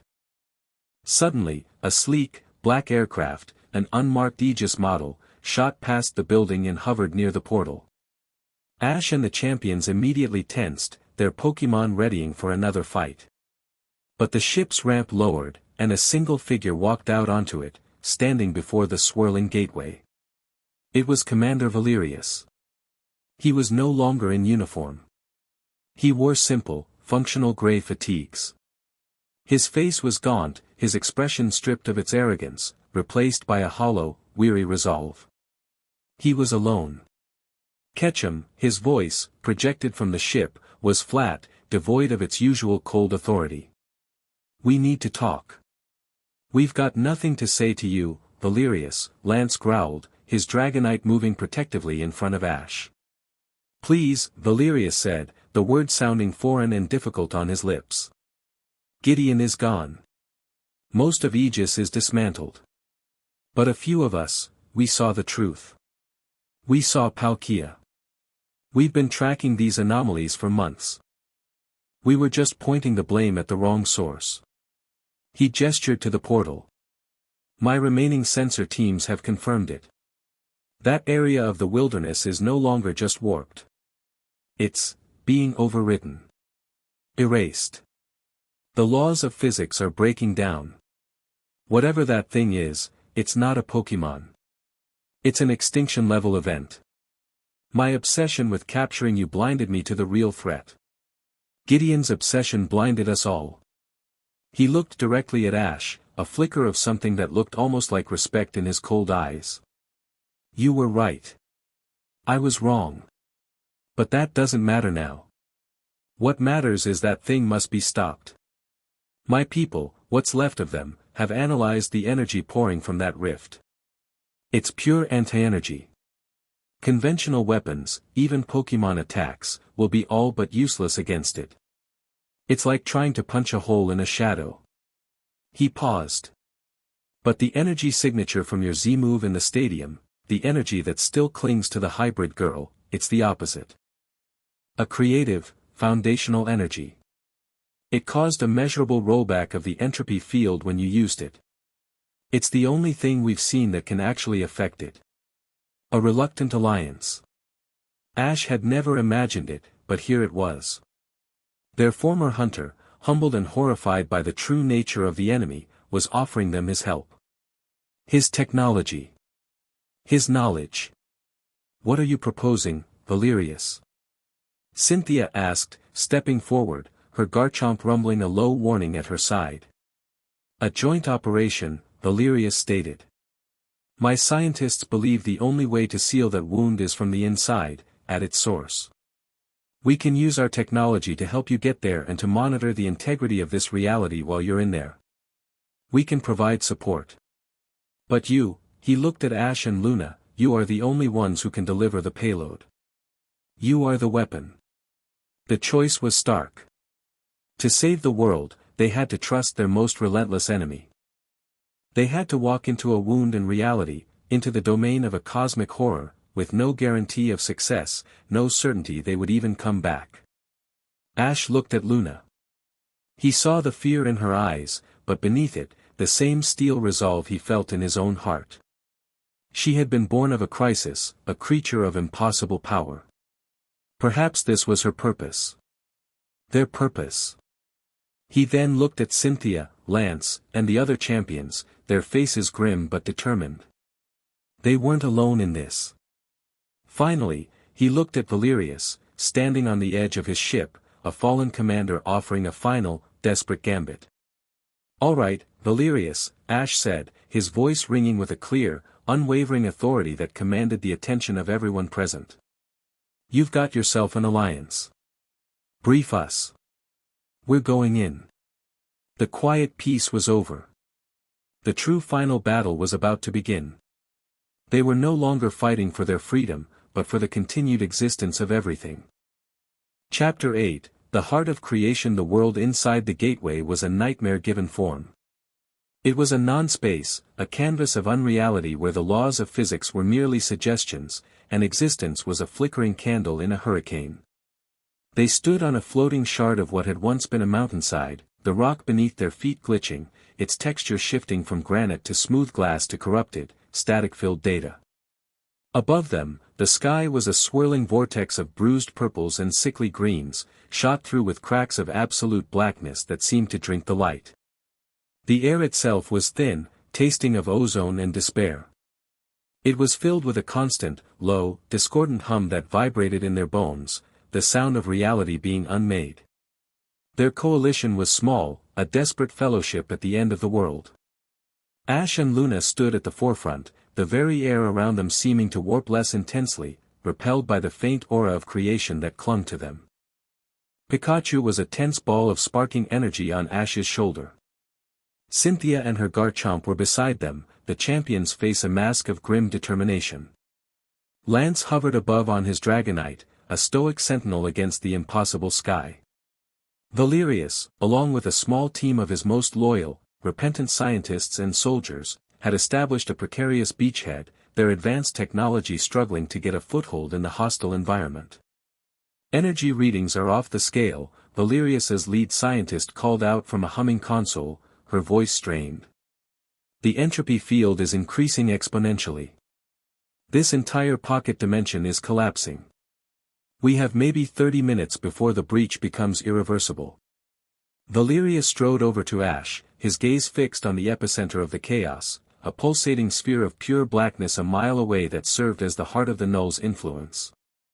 That's the core. The wound, Palkia spoke of. It's the focal point of the anti-energy. If you can disrupt it, you might be able to trigger a cascade failure and seal this place off from our world. Disrupt it how? Lance asked, landing his Dragonite beside them. With them, Valerius said, nodding at Ash and Luna. Your power, Ketchum, your aura, its life energy. Her existence, he looked at Luna, a flicker of awe in his clinical gaze, is a paradox this place cannot tolerate.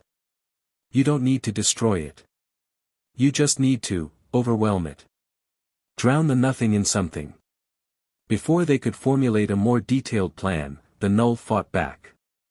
From the corrupted landscape around them, figures began to resolve. They were echoes, twisted and horrifying mockeries of life. A herd of toros with legs that bent the wrong way, their charge a jerky, unnatural lurch. A flock of Fiero whose wings were made of screaming static, their cries distorted sound files of pain.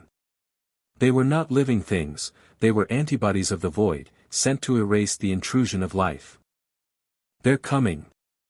Cynthia yelled, her Garchomp letting out a challenging roar and releasing a powerful dragon rush that dissipated one of the toros into a shower of corrupted data. The battle was immediate and surreal. Pokémon attacks worked, but not in the conventional sense. A flamethrower didn't burn the null creatures, it simply overwrote their anti-energy with a burst of conflicting information, causing them to de-res. It was a battle of concepts, of existence versus deletion. We have to push to the core. Ash shouted, his voice ringing with command. Lance, Cynthia, hold them back. Give us a path. He didn't wait for an answer. He grabbed Luna's hand and ran. They moved as one, a single unit of purpose. The world warped around them, the ground threatening to dissolve beneath their feet, but they pushed on, their combined presence a beacon of stability in the chaos. A massive, glitched Steelix, its body a flickering chain of broken code, erupted from the ground in front of them, blocking their path. It opened its mouth to roar, but only a deafening blast of white noise came out. Ash didn't even break stride. He closed his eyes, his aura flaring to life. He wasn't just a trainer anymore, he was a warrior. He channeled his aura, not into a shield, but into his own body. His fist began to glow with a brilliant blue light. Get out of our way, he roared, and punched. He didn't hit the Steelix. He hit the idea of it. His aura-infused fist struck the air, and a shockwave of pure life energy slammed into the creature. The glitched Steelix froze, its form flickering wildly before it dissolved completely, like a bad dream upon waking. It had been unmade by the sheer force of his will. Luna stared, breathless. His power, raw and untethered, was magnificent. They continued their desperate charge, the sounds of the epic battle between the champions and the Null's echoes raging behind them. They were getting closer. The core loomed before them, a perfect sphere of crushing emptiness that seemed to suck all heat and hope from the air. The pressure was immense, a physical weight on their souls. Ash, I don't know if I can get any closer, Luna gasped, stumbling. The sheer concentration of anti-energy was starting to overwhelm her, her own creative essence fighting a losing battle against the tide of nothingness. Yes, you can, Ash said, pulling her to her feet, his grip on her hand like an iron anchor. He looked into her eyes, his own blazing with an unshakable faith. Remember the Whisperwood? You found my aura in the noise. Do it again. Find me, Luna. I'm right here. Don't let go. She focused on his hand, on the warmth of his skin, on the blazing, golden light of his spirit that she could feel even here, at the end of all things. She held on to it, and the crushing pressure receded just enough for her to stand, to breathe, to fight. They reached the edge of the core. It was not a physical object, but a hole in the universe. Standing before it, they could feel their own memories, their own sense of self, beginning to fray. Kale said the shard was a piece of creation, Ash said, his voice strained against the psychic pressure. He said it was the antithesis of this. We can't fight it with force. We have to do what Valeria said. We have to overwhelm it. The inert, darkened locket was still around Luna's neck, a cold weight against her chest. She reached up and touched it. But the power is gone. No, it's not, Ash said, turning to face her fully, his hands finding hers. He looked at her, and in that moment, there were no cosmic horrors, no collapsing dimensions, only her. The shard was just a catalyst, Luna. A magnifying glass. The real power, it was our bond. It was you. It's always been you. He saw the fear in her eyes, the doubt. Do you trust me? He asked, the same question he had asked her as a Buniri, facing an impossible foe. Her answer was not a word. She leaned in and kissed him. It was a kiss of desperation and absolute certainty, of fear and unwavering love. It was every moment they had shared, the rescue, the evolution, the frantic escape, the quiet confession in the hut, the shared danger and the silent understanding. All of it poured into that single, explosive point of contact. And the shard flared to life. The locket around Luna's neck exploded with a light so brilliant, so pure, it was like the birth of a new sun. It wasn't golden this time. It was a shimmering, incandescent white, the color of raw potential, the color of creation itself. The light enveloped both of them, merging their auras, their wills, their love, into a single, unified font of power. The null reacted violently. The core pulsed, and a wave of absolute blackness shot towards them, an attempt to snuff out the defiant light. They met it together. They didn't brace for impact. They didn't raise a shield. They opened their hearts and poured everything they were into the light. It wasn't an attack. It was a broadcast. A declaration. We are here. We love. We live. It was the memory of a first meeting. The pride of a hard-won battle. The quiet comfort of sleeping side by side.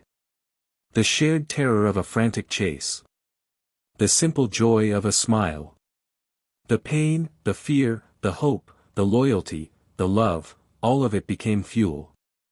It was the story of Ash Ketchum and the Lopunny who became his world, a story of life in its most potent, messy, and beautiful form, projected with the force of a supernova.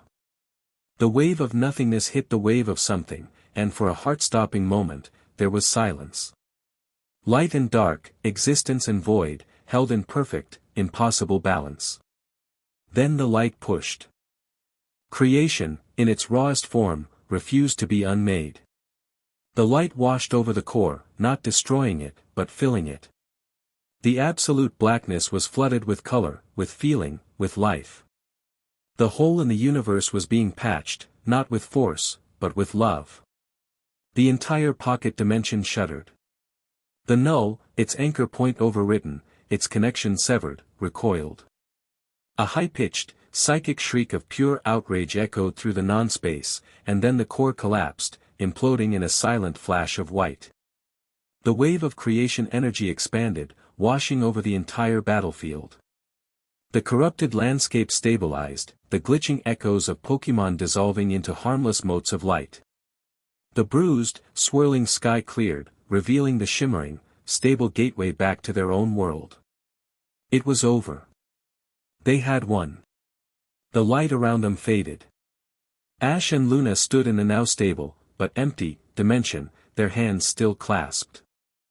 They were both panting, their energy utterly spent. The locket around Luna's neck was no longer a beautiful artifact. The shard within was now a dull, gray, cracked piece of stone. Its cosmic power was gone, sacrificed in that final, glorious declaration. Ash felt it instantly. The constant, powerful hum of his aura had quieted. It was still there, a part of him, but it was normal. Grounded. He could still feel the world, but he couldn't punch reality anymore. Luna felt it too. The overwhelming sharpness of her senses had softened. She could still hear a whisper from 100 yards, but it no longer hurt. Her body still felt fast and strong, but the world-breaking power thrumming beneath her skin had settled into something more, mortal. They were no longer living weapons. They were just them. Slowly, the others approached. Cynthia, Lance, Valerius. Their faces were filled with an awe that transcended words. They had just witnessed two people save the universe by refusing to let go of each other. Is it done? Valerius asked, his voice barely a whisper. Ash looked at Luna, a slow, tired smile spreading across his face. He squeezed her hand. "Yeah," he said. "It's done." Epilogue 6 months later. The world had healed. The reformed Aegis, under the joint supervision of the International Pokémon League and a humbled commander Valerius, had become a genuine force for good, using its advanced technology to help repair the lingering spatial scars and hunt down the last of Gideon's fanatical loyalists. Ash and Luna had politely, but firmly, declined the endless offers of medals, titles, and public appearances. They had had enough of being symbols. All they wanted was to be themselves. They stood on a cliff overlooking the ocean, not far from Pallet Town. The sun was warm, the sea breeze was gentle, and the cry of the wind gull was just a cry of a wind gull. Ash's arm was draped comfortably around Luna's shoulders, and her head rested against his. Pikachu was dozing at their feet, next to a picnic basket. Their adventure was over. The cosmic threats were gone. The hunters were no more. All that was left was the quiet, simple, and infinitely precious reality of a life together. "What now, champion?" Luna asked softly, a playful lilt in her voice. Ash looked down at her, his expression filled with a quiet, profound happiness. He was no longer just a champion, or an aura guardian, or the savior of the universe. He was a young man in love, with his entire life ahead of him, standing next to the girl who was his entire world. "I was thinking," he said, a grin spreading across his face, "that I've never really explored the Hoenn region properly. I hear the contests are pretty amazing." Luna laughed, a bright, clear sound that was more beautiful than any symphony. She stood on her toes and kissed him, a kiss filled not with desperation, but with the promise of 1,000 more sunrises just like this one. "Okay," she said, her eyes sparkling. "But this time, I'm battling too." He laughed and hugged her close, burying his face in her soft, pink hair. Their power had saved the world, but their bond had saved them. And now, their greatest adventure was just beginning. The end. Thank you for watching this video. Please be sure to subscribe to our channel and like this video.